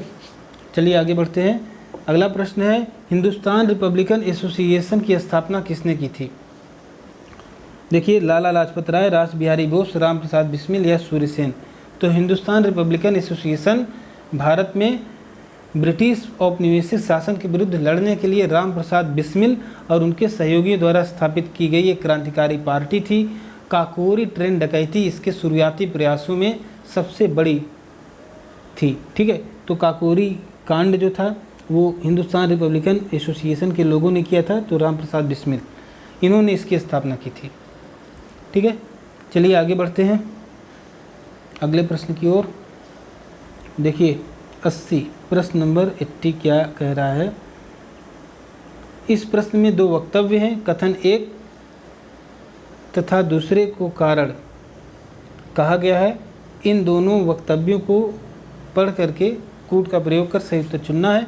देखिए कथन क्या है, भारत छोड़ो आंदोलन के पूर्व के आंदोलनों की तुलना में देश के अधिक क्षेत्र विस्तृत था। भारत छोड़ो आंदोलन पूर्व के आंदोलनों की तुलना में देश के अधिक क्षेत्र में विस्तृत था, ये कथन है। इसका कारण क्या बता रहे हैं, आंदोलन के अहिंसात्मक होने से व्यापक जन भागीदारी सुनिश्चित हुई। तो अब बताना है कि कथन और कारण दोनों सही हैं तथा जो कारण है वो कथन की सही व्याख्या करता है, ठीक है। और दूसरा है ए तथा आर दोनों सही हैं परंतु आर ए की सही व्याख्या नहीं है। तीसरा है ए सही है परंतु आर गलत है। दोस्तों यहाँ पर देखिए, भारत छोड़ो आंदोलन पूर्व के आंदोलनों की तुलना में देश के अधिक क्षेत्र में विस्तृत था, ये तो सच है। लेकिन आंदोलन के अहिंसात्मक होने के कारण जन भागीदारी सुनिश्चित हुई थी, ये बात सही नहीं है। क्योंकि जो भी ये आंदोलन था ये कई कारण से इसको समर्थन मिला था। सरकारी प्रतीकों और अंग्रेजी सत्ता के चिन्हों को जो है ज़मींदोज कर दिया गया। पुलिस थानों, डाकघरों, रेलवे स्टेशनों, प्रशासनिक भवनों आदि आंदोलनकारियों के निशाने बने, ठीक है। रेलवे लाइनों, पुलों, टेलीफोन व तार लाइनों के यातायात अन्य साधनों को ध्वस्त कर दिया गया। तो पूरी तरह से हिंसात्मक था ये, ठीक है। हिंसात्मक था, इसलिए लोगों में जोश था, इसलिए लोगों ने खूब समर्थन दिया। तो कथन एक सही है, कारण गलत है। तो इस तरह से देखिए ऑप्शन कौन सा सही हो जाएगा, ऑप्शन नंबर देखिए सी। आगे देखिए, निम्नलिखित में से किसके सुझाव पर उत्तर प्रदेश में बोर्ड ऑफ सेकेंडरी एजुकेशन की स्थापना की गई। रेले आयोग, 1913 का सरकारी प्रस्ताव, या सैडलर आयोग, या हार्टुग आयोग। तो दोस्तों बोर्ड ऑफ सेकेंडरी एजुकेशन की स्थापना की गई थी सैडलर आयोग की सुझाव पर। और सैडलर आयोग का गठन कब हुआ था, 1917 में हुआ था। हमने कल आपको बताया था एक प्रश्न के दौरान। सैडलर आयोग का गठन 1917 में किसने किया था, माइकल सैडलर की अध्यक्षता में किया गया था। इस आयोग को विश्वविद्यालय आयोग के नाम से भी जानते हैं और इसी के सुझाव पर उत्तर प्रदेश में बोर्ड ऑफ सेकेंडरी एजुकेशन की इस्टेब्लिशमेंट की गई थी। अगला देखिए प्रश्न क्या है, निम्नलिखित में से किसे पत्रकारिता का राजकुमार कहा जाता है। जुगल किशोर, गंगाधर भट्टाचार्य, मोतीलाल घोष, या कृष्णोदास पाल। तो दोस्तों जो कृष्णोदास पाल हैं ये पत्रकारिता के राजकुमार कहे जाते हैं। कृष्णोदास पाल, इन्होंने हिंदू पैट्रियाटिक समाचार पत्र का संपादन किया था। और जुगल किशोर की बात करें तो इन्होंने उदंत मार्तंड नामक पहले हिंदी समाचार पत्र का प्रकाशन किया था। तो जुगल किशोर ने जो है ये उदंत मार्तंड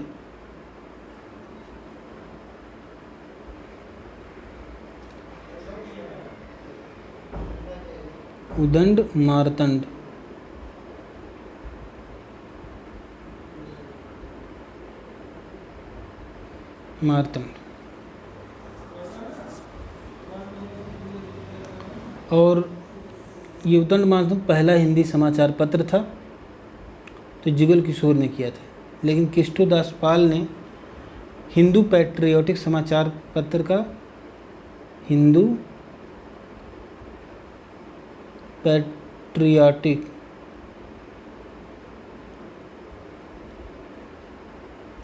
समाचार पत्र का इन्होंने संपादन किया था।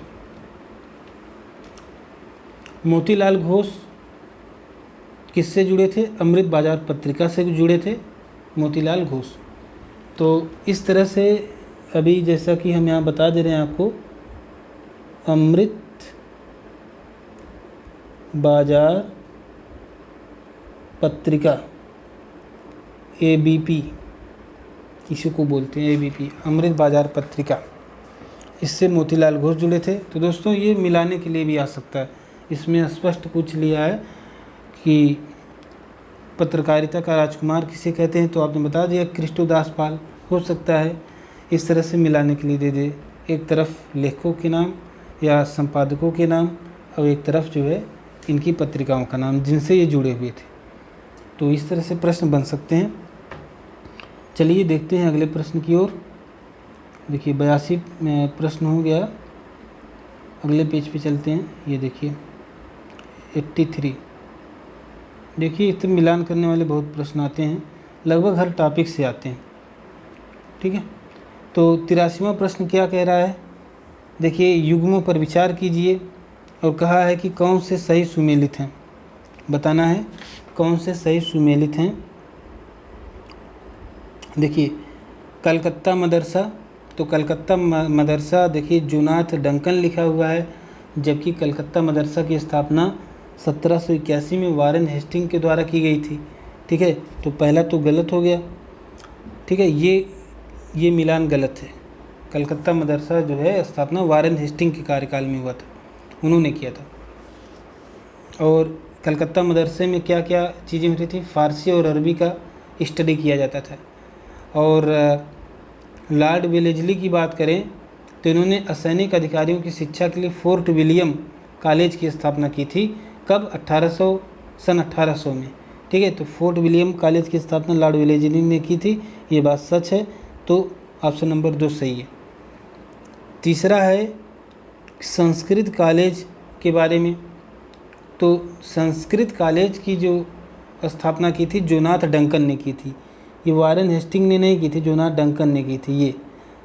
और कलकत्ता मदरसा की स्थापना वारेन हेस्टिंग ने की थी। तो ये तीसरा भी कथन गलत हो गया, मतलब ये इससे मिलान नहीं होगा, ये गलत हो गया।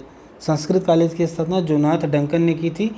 कब की थी? 1791 में। कहाँ की थी? वाराणसी में, ठीक है। और ये हिंदू कानून और दर्शन के बारे में जानकारी के लिए प्रसिद्ध था। अगला हमारा जो है Asiatic Society of Bengal, William Jones, ठीक है, ये सही है। 1784 में William Jones Asiatic Society of Bengal की इन्होंने स्थापना की थी, सर विलियम जोन्स ने। इसका उद्देश्य क्या था? प्राचीन भारतीय इतिहास एवं भारतीय संस्कृति का अध्ययन करना। तो ये चौथा सही है। अब पूछा है कौन से सही सुमेलित हैं, 1 और 2, 2 और 4। तो देखिए 2 और 4 सही है, तो ऑप्शन नंबर बी आपका सही हो जाएगा। तो इस तरह से दोस्तों ध्यान दीजिएगा। चलिए आगे देखते हैं अगले प्रश्न की ओर। सन्यासी विद्रोह के संदर्भ में निम्नलिखित कथनों पर विचार कीजिए। देखिए सन्यासी विद्रोह के संदर्भ में पहला है कि इसका प्रमुख कारण तीर्थ यात्राओं पर प्रतिबंध लगाना था। तो एक कारण तो ये था कि तीर्थ यात्राओं पर प्रतिबंध लग गए थे। दूसरा, इसका उल्लेख बंकिम चंद्र चटर्जी ने आनंद मठ में किया है, स्पष्ट है कि किया है, ये तो सर्वविदित है।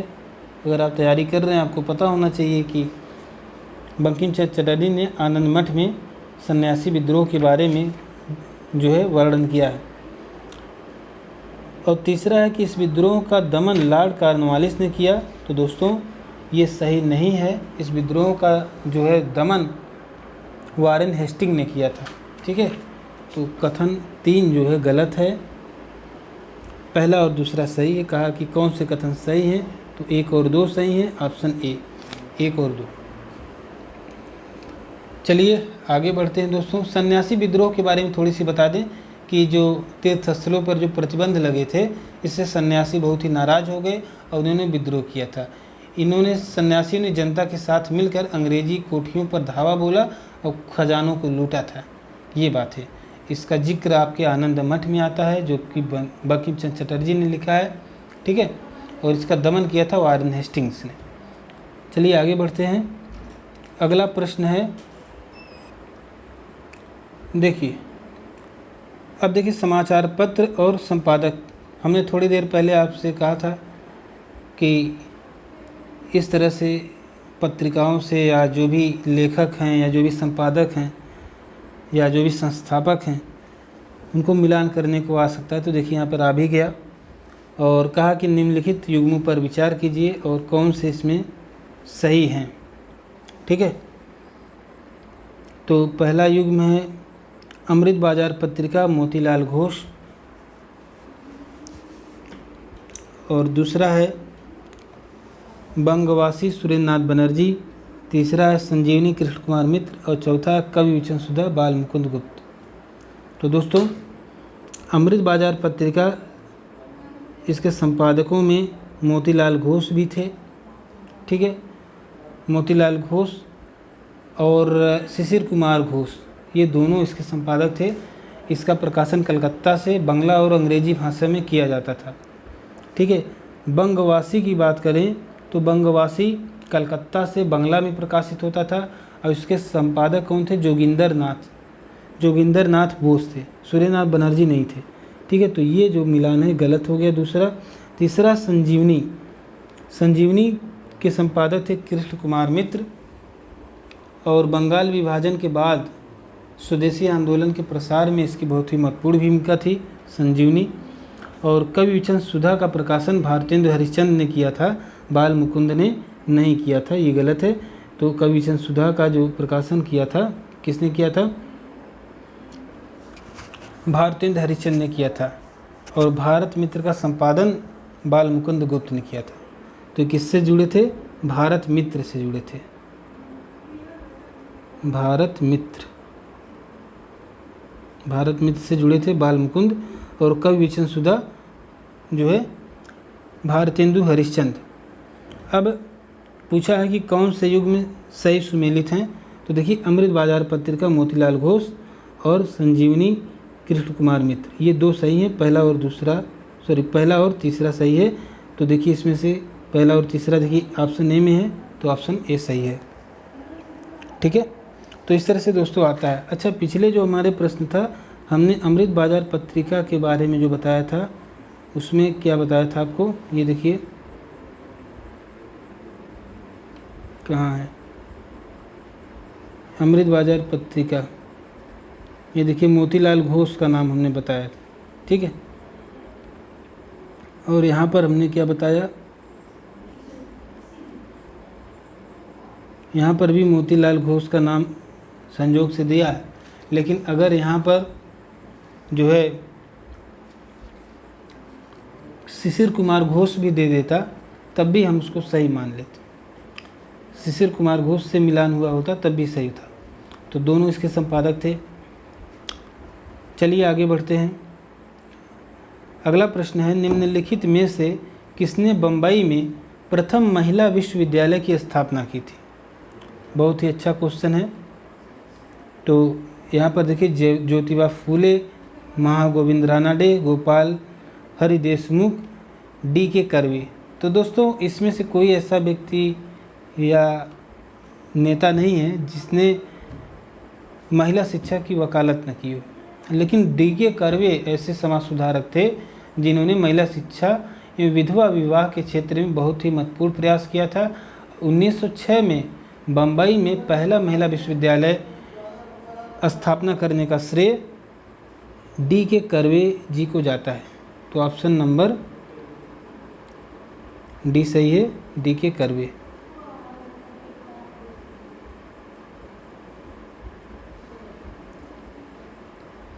चलिए आगे बढ़ते हैं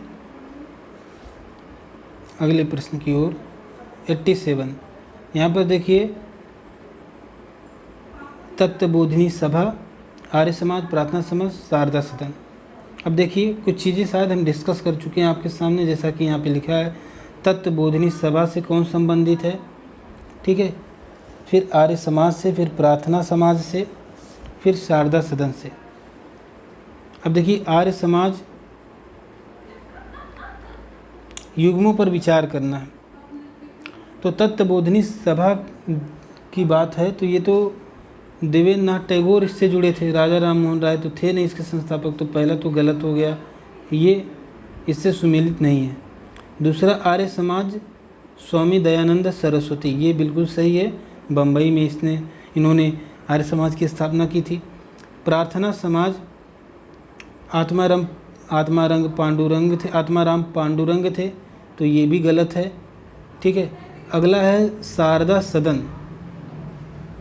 तो शारदा सदन की बात करें दोस्तों, तो पंडिता रमाबाई ने बम्बई में स्थापना की थी और इसके अंतर्गत महिलाओं की शिक्षा और व्यवसायिक प्रशिक्षण दिया जाता था। ठीक है, तो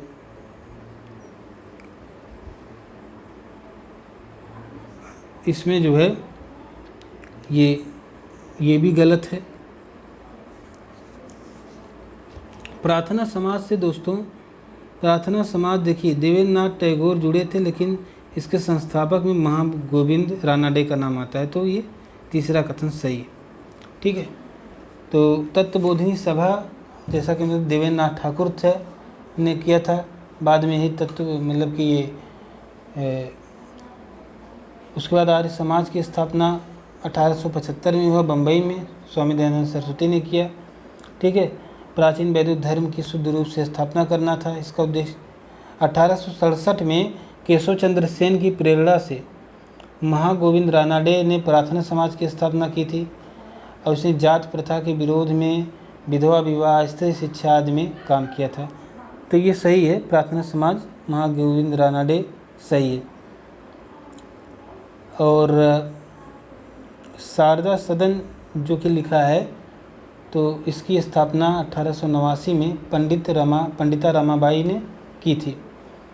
ठीक है, तो ऑप्शन नंबर पहला और तीसरा सही है। तो यहाँ पे देखिए पहला और तीसरा ये कैसे गलत हो रहा है, सॉरी पहला तो गलत हो गया, ये दूसरा और तीसरा सही है। तो ऑप्शन नंबर ये 2 और 3 आर्य समाज, स्वामी दयानंद सरस्वती, परस्पर ये दोनों सही है। चलिए आगे बढ़ते हैं। नील विद्रोह के संदर्भ में निम्नलिखित कथनों पर विचार कीजिए। नील विद्रोह, इस विद्रोह को दिवंगत विश्वास में विष्णु विश्वास के नेतृत्व प्रदान किया था। बिल्कुल सही बात है, बहुत ही अच्छा पॉइंट है ये, याद रखने वाली। शुरुआत इन्हीं लोगों ने किया था, नेतृत्व इन्हीं लोगों ने दिया था। 1859-60 में जो नील विद्रोह हुआ था, और ये कृषक विद्रोह है। ठीक है, बंगाल में हुआ था, याद रखिएगा। ये वो नील विद्रोह नहीं है, बहुत लोग चंपारण सत्याग्रह से जोड़ लेते हैं, हालांकि वो भी नील की खेती पर ही था। वहाँ पे 3 कठिया प्रणाली लागू हुई थी जो 1917 में गांधी जी ने की थी। लेकिन ये जो नील विद्रोह है उसको जो है क्या कहते हैं, उसको चंपारण सत्याग्रह कहते हैं, इसको नील विद्रोह कहते हैं। ठीक है, यहाँ पर जो था, जो प्रॉब्लम थी वो नील की खेती करने के लिए बाध्य किया जाता था, जबकि कृषक अपनी भूमि पर चावल की खेती करना चाहते थे। किसान अपनी भूमि पर स्वयं के खाने के लिए अन्न भी नहीं उपजा पाते थे, बहुत ज़्यादा शोषण हो रहा था। इससे किसानों में बहुत असंतोष व्याप्त था और किसानों ने अपने खेतों में नील न उगाने के निर्णय को लेकर बागान मालिकों के विरुद्ध ये विद्रोह कर दिया था। और इसके प्रमुख नेता थे दिगंबर विश्वास और विष्णु विश्वास, इसलिए पहला कथन सही है। और दूसरा है कि इससे भारतीय बुद्धिजीवी वर्ग का समर्थन प्राप्त नहीं हुआ, तो ये बात गलत है, समर्थन प्राप्त हुआ था। ठीक है, तो दूसरा कथन गलत है। बुद्धिजीवियों की बात करें जिसमें कि छोटे जमींदार, महाजन वगैरह थे, समकालीन अखबार द बंगाली में इस विद्रोह की रिपोर्ट प्रकाशित की गई थी तथा विद्रोहियों को सफल बताया गया था। दीनबंधु मित्र ने अपने नाटक नील दर्पण में बागान मालिकों के अत्याचार का उल्लेख किया है। तो जो बुद्धिजीवी वर्ग थे, जो लेखक थे, ठीक है, इन लोगों ने, दीनबंधु मित्र जैसे लेखकों ने, ठीक है, और अपने नील दर्पण में जब इसका उल्लेख किया है तो इसका मतलब है बुद्धिजीवी वर्ग का समर्थन प्राप्त था। तो इसमें देखिए कौन से कथन सही हैं, तो केवल एक कथन सही है, तो इसलिए ऑप्शन नंबर ए सही। चलिए आगे बढ़ते हैं दोस्तों अगले प्रश्न की ओर। 89 क्या कहता है, देखिए अगला प्रश्न है, निम्नलिखित में से किसने राजा राम मोहन राय को युगदूत की उपाधि प्रदान की थी? युगदूत कहा था राजा राम मोहन राय को। तो देखिए मदन मोहन मालवीय, जवाहरलाल नेहरू, अरविंद घोष या सुभाष चंद्र बोस। तो सही उत्तर है सुभाष चंद्र बोस। राजा राम मोहन राय को पुनर्जागरण का अग्रदूत तथा आधुनिक भारत का पिता कहा जाता है, ये आप जानते होंगे। इन्होंने आत्मीय सभा का गठन किया था, ब्रह्म समाज की स्थापना की थी। ये आधुनिक युग के विज्ञान से प्रभावित थे। एकस्वरवाद का इन्होंने प्रचार किया था। बुद्धिवाद में वैज्ञानिक दृष्टिकोण पर बल देते थे, ठीक है। और इसीलिए सुभाष चंद्र बोस ने इन्हें युग दूत की उपाधि दी थी। तो इसका सही उत्तर है ऑप्शन नंबर डी। चलिए आगे बढ़ते हैं। अगला प्रश्न 90वां प्रश्न है हमारा, महालवाड़ी बंदोबस्त के संदर्भ में निम्नलिखित कथनों पर विचार कीजिए। पहला, ये भू राजस्व व्यवस्था ब्रिटिश भारत के सर्वाधिक भू क्षेत्र पर लागू थी। दूसरा, इसमें कर निर्धारण अनुमान पर आधारित था। तो पहली बात तो जो महालवाड़ी व्यवस्था थी, महाल का मतलब क्या होता है? महाल का मतलब होता है गांव यानी ग्राम। तो महालवाड़ी बंदोबस्त में ग्राम अथवा महाल को भूमि कर की इकाई माना गया था।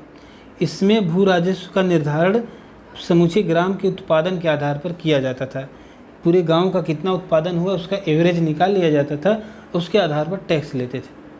यह व्यवस्था ब्रिटिश भारत के कुल क्षेत्रफल के 30% हिस्से पे लागू थी, जबकि रैयतवाड़ी बंदोबस्त 51% पे लागू थी, ठीक है। तो कह रहे हैं कि ये भू राजस्व व्यवस्था ब्रिटिश भारत के सर्वाधिक भू क्षेत्र पे लागू थी। तो ये बात गलत है, क्योंकि सर्वाधिक पर रैयतवाड़ी थी, 51% पे रैयतवाड़ी थी, और ये तो केवल 30% पे थी, ठीक है। तो महालवाड़ी केवल 30% भूभाग पर, भारत के 30% भूभाग पर महालवाड़ी बंदोबस्त लागू थी। अधिकांश पे रैयतवाड़ी 51% पर रैयतवाड़ी व्यवस्था लागू थी। दूसरा कथन है कि इसमें कर का निर्धारण अनुमान पर आधारित था। तो सही है, जैसा कि हमने आपको बताया कि पूरे गांव का एवरेज निकाल लेते थे कि उत्पादन अच्छा हुआ था तो अच्छा टैक्स लेते थे, उत्पादन सही नहीं हुआ था तो उसके अनुसार। इससे विसंगतियाँ थी। विसंगतियाँ क्या थी? जैसे एक ही गांव में एक व्यक्ति के पास ज़्यादा ज़मीनें हैं, संसाधन ज़्यादा है, उसकी उत्पादन अच्छा हुआ। एक व्यक्ति है जिसके पास बहुत कम खेत है, या किन्हीं कारणों से फसल में रोग लग गई, या किसी अन्य कारण से उसका फसल नष्ट हो गया, अच्छा उत्पादन नहीं हुआ, तो सबको बराबर एक एवरेज कि अच्छा अगर उत्पादन हुआ है, उस गांव का अगर 90% जो है उत्पादन अगर अच्छा हुआ है तो सबको अच्छा टैक्स देना होता था। तो ये इसकी विसंगति थी। तो ये जो ऑप्शन, जो दूसरा कथन है, ये सही है, पहला कथन गलत है। तो देखिए इसमें सही उत्तर हो जाएगा केवल 2, ऑप्शन नंबर बी। चलिए आगे देखते हैं दोस्तों अपने अगले सवाल की ओर। 91वें प्रश्न की ओर आ गए हम। निम्नलिखित कथनों पर विचार कीजिए। पहला है, किसी सार्वजनिक क्षेत्र के उद्यम को महारत्न का दर्जा प्राप्त करने के लिए उसके पूर्व में नवरत्न का दर्जा प्राप्त होना चाहिए। तो ये बात तो सही है, जो नवरत्न कंपनियाँ होती हैं वही बाद में महारत्न बन जाती हैं, ठीक है। तो पहला तो सही है। दूसरा है, हाल ही में भारतीय सौर ऊर्जा निगम ने महारत्न का दर्जा प्रदान किया गया है। तो भारतीय सौर ऊर्जा निगम को महारत्न का दर्जा ऐसा तो है नहीं, ठीक है। तो ये गलत है, बल्कि पावर फाइनेंस कॉरपोरेशन लिमिटेड को महारत्न का दर्जा दिया गया है, ठीक है। तो ये जो है दूसरा कथन सही नहीं है। तीसरा देखिए, वर्तमान में महारत्न कंपनियों की संख्या कितनी है? 11 है। तो ये बात सही है, वर्तमान में 11 महारत्न कंपनियां हैं। देखिए कौन से कथन सही हैं? तो पहला और तीसरा सही। देखिए पहला तीसरा कहाँ दिया हुआ है? तो ऑप्शन नंबर सी सही है, पहला और तीसरा। चलिए आगे बढ़ते हैं। देखिए ये बीच में इन्होंने इकोनॉमिक्स का क्वेश्चन डाला हुआ है। वैसे हिस्ट्री का क्वेश्चन हमने शुरू में आपको बताया था, और कल भी जो है जो वीडियो में डिस्कस कर रहा था 50 क्वेश्चन में अंतिम जो है 5-6 क्वेश्चन ऐसे थे जो इकोनॉमिक्स से संबंधित थे, कुछ करंट से रिलेटेड थे, इकोनॉमी से। तो चलिए अच्छी बात है, होना चाहिए। देखिए अगला प्रश्न है 92, ब्लू फ्लैग प्रमाणन के संदर्भ में निम्नलिखित कथनों पर विचार कीजिए। पहला, हाल ही में तमिलनाडु के कोवलम तथा पुदुचेरी के एडेटन तट को ब्लू फ्लैग का प्रमाण पत्र दिया गया है। दूसरा है, इसके साथ ही वर्तमान में भारत में ब्लू फ्लैग प्रमाणन प्राप्त तटों की संख्या बढ़कर 10 हो गई है। तो दोस्तों, ब्लू फ्लैग प्रमाणन जो है, इसके बारे में बात करें तो ये डेनमार्क की अंतर्राष्ट्रीय संस्था फाउंडेशन फॉर एनवायरनमेंट द्वारा प्रदान की जाती है। इसमें IUCN, UNWTO तथा यूनेप तथा यूनेस्को के सदस्य शामिल होते हैं। ये इसका सबसे बड़ा खासियत है। अब बात करें पहले कथन की, तो तमिलनाडु के कोवलम तथा पुडुचेरी की इडेन तट को ब्लू फ्लैग का प्रमाणन दिया गया, तो ये बात सही है, दिया गया है। और इसके साथ ही भारत में वर्तमान में ब्लू फ्लैग का प्रमाणन प्राप्त तटों की संख्या कितनी हो गई है? 10 हो गई, तो ये बात सही है। पहले 8 थी, अब 10 हो गई है, तो दोनों कथन सही हैं। कौन से कथन सही हैं बताना है, तो 1, 2 या 1 और 2 दोनों। तो देखिए 1 और 2 दोनों सही हैं, तो ऑप्शन नंबर सी सही। आगे देखिए, सर्वेक्षण 2021 के संदर्भ में कथनों पर विचार करना है। पहला, इंदौर को लगातार 5वीं बार सबसे स्वच्छ शहर का पुरस्कार प्रदान किया गया है। तो दोस्तों, लगातार इंदौर को ही जो है मिल रहा है ये तो बात सही है, ठीक है। तो पहला कथन तो एकदम सही है कि इंदौर को लगातार 5वीं बार स्वच्छ शहर का पुरस्कार स्वच्छ सर्वेक्षण 2021 में दिया गया था। अगला है, प्रयागराज को गंगा तट पर स्थित सर्वश्रेष्ठ शहर घोषित किया गया है। तो ये बात सही नहीं है, क्योंकि सर्वश्रेष्ठ शहर घोषित किया गया है वाराणसी को, ठीक है। तो प्रयागराज को नहीं बल्कि वाराणसी को घोषित किया गया है। PM नरेंद्र मोदी जी का जो कॉन्स्टिट्यूएंसी है वाराणसी, उसको घोषित किया गया है गंगा तट पे सबसे बेस्ट शहर कौन है? वाराणसी। तो इस तरह कथन 2 गलत हो गया, कथन 1 सही है। तो बताना है कौन से कथन सही है। यहाँ पर आप लास्ट में ज़रूर देखा करें कि कौन से कथन सही है, क्योंकि कभी कभी लिख देता है कभी कौन से कथन सही नहीं है, तो वहाँ पर आप चूक जाते हैं। चलिए देखिए, तो कथन 1 सही था, ऑप्शन ए सही हो जाएगा। आगे देखिए, संयुक्त राष्ट्र विश्व पर्यटन संगठन द्वारा सर्वश्रेष्ठ पर्यटन गांव के रूप में चयनित पोचमपल्ली गांव किस राज्य में स्थित है? तो पोचमपल्ली दोस्तों, ये तमिलनाडु, आंध्र प्रदेश, तेलंगाना या केरल, तो यह है तेलंगाना में। देखिए, 20 नवंबर 2021 को केंद्रीय आवासन, एक मिनट, यहाँ पर संयुक्त राष्ट्र विश्व पर्यटन संगठन के बारे में थोड़ा एक्सप्लेन देखेंगे, क्योंकि तेलंगाना में स्थित है पोचमपल्ली गांव, ये तो सही है, और ये सर्वश्रेष्ठ पर्यटन के गांव के रूप में चयनित हुआ है, ठीक है। तो इसके बारे में हम देखते हैं। देखिए, नवंबर 2021 में संयुक्त राष्ट्र विश्व पर्यटन संगठन, United Nations World Tourism Organization UNWTO ने तेलंगाना के पोचमपल्ली गांव को सर्वश्रेष्ठ पर्यटन गांव में एक के रूप में चयनित किया है। यह गांव इकत नामक सिल्क साड़ियों के लिए प्रसिद्ध है। क्या इंपॉर्टेंस है? सिल्क साड़ियों के लिए प्रसिद्ध है, उसका नाम है इकत।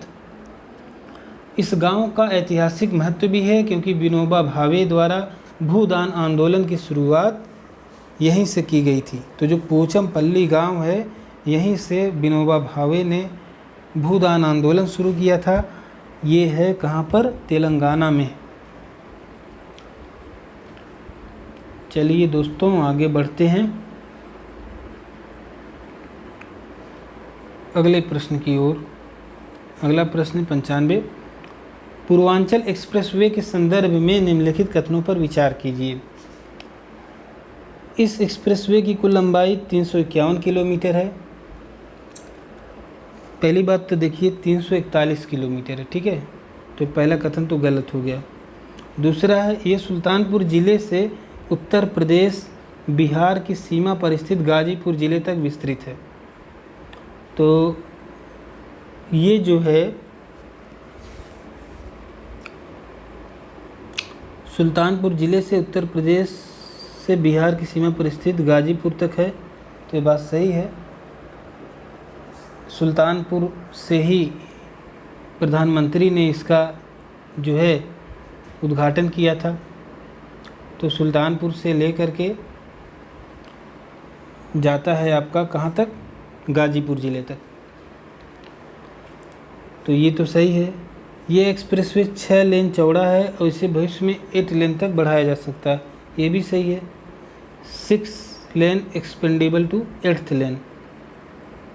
तो 8 लेन तक बढ़ाए जाने का क्या मतलब है, देखिए जैसे ये सड़क आपकी जा रही है ये 6 लेन की है, लेकिन बीच में जहाँ पर ब्रिज बनाया गया है ब्रिज को 8 लेन बना दिया गया है, ताकि बाद में जब हमें इसको 8 लेन बढ़ाना पड़े, इसकी चौड़ाई बढ़ानी पड़े, तो ब्रिज में कोई बाधा ना आए, फिर से ब्रिज तोड़ के ना बनाना पड़े, आसानी से इसको 8 लेन में एक्सपेंड कर दिया जाए।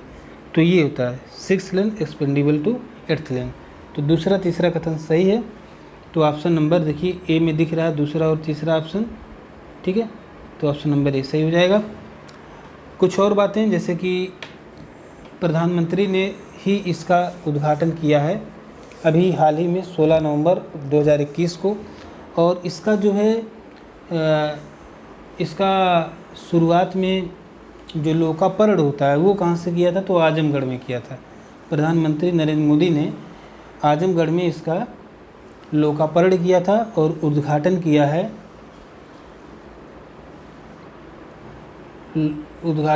यहाँ पर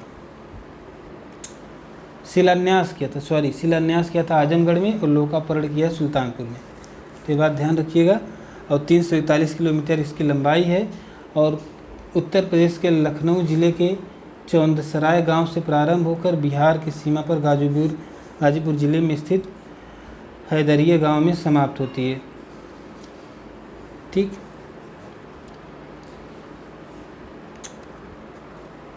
तो यहाँ पर ये सुल्तानपुर ज़िले से मतलब विस्तारित तो है, सुल्तानपुर ज़िले से यूपी के बिहार की सीमा पर स्थित गाजीपुर तक विस्तारित तो है, लेकिन लखनऊ से है, ठीक है, लखनऊ से भी है। तो सुल्तानपुर ज़िला इसमें समाहित होता है। इस मतलब कि अनुसार कथन 2 को सही कर दिया गया, लेकिन ये ध्यान रखिएगा कि लखनऊ से लेकर के यहाँ आगे तक जाती। चलिए आगे बढ़ते हैं। अगला प्रश्न हमारा 96, दिल्ली क्षेत्रीय सुरक्षा संवाद 2021 के संदर्भ में निम्नलिखित कथनों पर विचार कीजिए। दिल्ली क्षेत्रीय सुरक्षा संवाद 2021 यह मुख्यतः ईरान में बदलती परिस्थितियों की समीक्षा के लिए आयोजित की गई। दूसरा, इसकी अध्यक्षता भारतीय रक्षा मंत्री राजनाथ सिंह ने की। तो दिल्ली क्षेत्रीय सुरक्षा जो संवाद है, ठीक है, इसके बारे में देखिए 10 नवंबर 2021 को भारत ने अफ़गानिस्तान में दिल्ली क्षेत्रीय सुरक्षा संवाद की मेज़बानी की। तो कहाँ की, अफ़गानिस्तान में। तो इससे जो है देखिए ईरान से कोई लेना देना नहीं है, अफ़गानिस्तान में हो रहा है, तो पहला कथन गलत है। और अध्यक्षता किसने की थी, देखिए अजीत डोभाल जो हमारे देश के राष्ट्रीय सुरक्षा सलाहकार हैं, उन्होंने इसकी अध्यक्षता की थी। तो रक्षा मंत्री राजनाथ सिंह ने नहीं की थी, तो दूसरा कथन भी गलत हो गया। पूछ रहे हैं कौन से कथन सही हैं, ना तो एक सही है ना तो डी सही है, तो डी सही हो जाएगा इसमें ना तो एक सही ना तो 2 सही है, ठीक। तो अब इस संविधान में ईरान, कजाकिस्तान, किर्गिस्तान, गणराज्य, रूस, तजाकिस्तान, तुर्कमेनिस्तान और उज्बेकिस्तान ने भागीदारी की। इसमें अफ़गानिस्तान में तालिबान द्वारा शासन सत्ता पर कब्जे के कारण उत्पन्न सुरक्षा स्थिति की समीक्षा की गई। तो देखिए समीक्षा किसकी की गई, अफ़गानिस्तान में जो बदली हुई स्थिति है उसकी समीक्षा की गई, न कि ईरान की, ठीक है। जो तालिबान का शासन हो गया अब, उसकी उस परिस्थिति में जो सुरक्षा की स्थिति आई है उस पर बात की गई। आगे देखिए, हाल ही में किस रेलवे स्टेशन का नाम परिवर्तित कर रानी कमलापति रेलवे स्टेशन कर दिया गया। Fursatganj railway station, Habibganj railway station, Nizamuddin railway station या लखीम सराय रेलवे स्टेशन? 97 है। तो हबीबगंज रेलवे स्टेशन का नाम बदल करके रानी कमलापति रेलवे स्टेशन कर दिया गया है। ऑप्शन नंबर 20 सही है। प्रधानमंत्री नरेंद्र मोदी ने भोपाल में गोंड साम्राज्य की बहादुर और निडर रानी कमलापति के सम्मान में पुनर्विकसित रानी कमलापति रेलवे स्टेशन को राष्ट्र को समर्पित किया है। इससे पहले इस रेलवे स्टेशन का नाम हबीबगंज रेलवे स्टेशन था। सार्वजनिक निजी भागीदारी पब्लिक प्राइवेट पार्टनरशिप के माध्यम से इस रेलवे स्टेशन को विश्व स्तरीय सुविधाओं के साथ पर्यावरण अनुकूल इमारत के रूप में डिजाइन किया गया है। तो ये बातें थी। अगला है, भारत का प्रथम घास संरक्षण क्षेत्र कहाँ स्थापित किया गया है? तो भारत का प्रथम घास संरक्षण क्षेत्र कहाँ स्थापित किया गया है? नैनीताल, लद्दाख, रानीखेत या लाहौल स्पीति? तो 98 में क्या है? रानीखेत। रानीखेत में प्रथम घास संरक्षण क्षेत्र स्थापित किया गया है।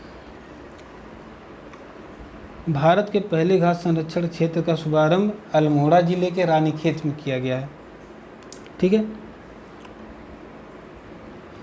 2 एकड़ में विस्तृत इस घास के क्षेत्र को उत्तराखंड वन विभाग की शोध शाखा द्वारा विकसित किया गया है। इसे केंद्र सरकार ने कैंपा कोष द्वारा वित्त पोषित किया जाएगा। इस योजना का उद्देश्य घास प्रजातियों के महत्व के बारे में जागरूकता प्रदान करना तथा उसका प्रसार करना और उसका संरक्षण करना, ये इसके उद्देश्य हैं। अगला प्रश्न है, राज्य दक्षता सूचकांक 2021 के संदर्भ में निम्नलिखित कथनों पर विचार कीजिए। इसे विद्युत मंत्रालय द्वारा जारी किया जाता है। इसे केरल ने इस सूचकांक में शीर्ष स्थान प्राप्त किया है। इस सूचकांक में यूपी को 6ठा स्थान मिला है। तो दोस्तों ये देखिए, इसे विद्युत मंत्रालय द्वारा जारी किया गया, ये तो सही है। और इस केरल ने शीर्ष स्थान नहीं प्राप्त किया है, बल्कि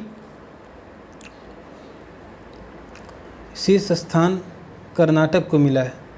ठीक है, तो केरल को नहीं मिला, कर्नाटक को मिला, इसलिए दूसरा कथन गलत हो गया। और यूपी को 6ठा स्थान प्राप्त हुआ, ये सही है। तो पहला और तीसरा कथन सही है। देखिए, ये देखिए 2 गलत है ना, तो 2 वाला काट दीजिए। जहाँ जहाँ पे 2 लिखा है काट दीजिए। देखिए ऑप्शन अपने आप आ जाएगा, तो सी ऑप्शन सही हो जाएगा। 1 और 3। तो हमने कितने प्रश्न देखे? 99 प्रश्न। एक प्रश्न और देख लेते हैं दोस्तों, ताकि हमारे 100 प्रश्न कम से कम पूरे हो जाएं आज के लेक्चर में। देखिए 100वां प्रश्न क्या है? एक जनपद 2 उत्पाद योजना किस राज्य द्वारा प्रारंभ की गई है? ठीक है, बहुत ही छोटा सा प्रश्न है। तो उत्तर प्रदेश, उत्तराखंड, हरियाणा या मध्य प्रदेश? तो इसका सही उत्तर है दोस्तों उत्तराखंड। इन्फॉर्मेटिव क्वेश्चन है। हाल ही में उत्तराखंड सरकार ने सभी 13 जिलों में एक जनपद 2 उत्पाद योजना को लागू करने के संबंध में शासनादेश जारी किया है। इसका उद्देश्य सभी जिलों में स्थानीय उत्पाद को बढ़ावा देना है। इस उद्देश्य के तहत बाजार की मांग के अनुरूप कौशल विकास तथा आधुनिक डिजाइन के माध्यम से प्रत्येक जिले में 2 उत्पादों का विकास किया जाएगा। ठीक है, तो ये है एक जनपद 2 उत्पाद योजना उत्तराखंड राज्य द्वारा प्रारंभ की गई है। तो 100 प्रश्न हो गए दोस्तों। अब मेरे 50 प्रश्न और बचे हैं, तो इसको हम अगले वीडियो में कवर करेंगे। Thank you so much for watching this video. Please share, subscribe and like this video. बहुत बहुत धन्यवाद।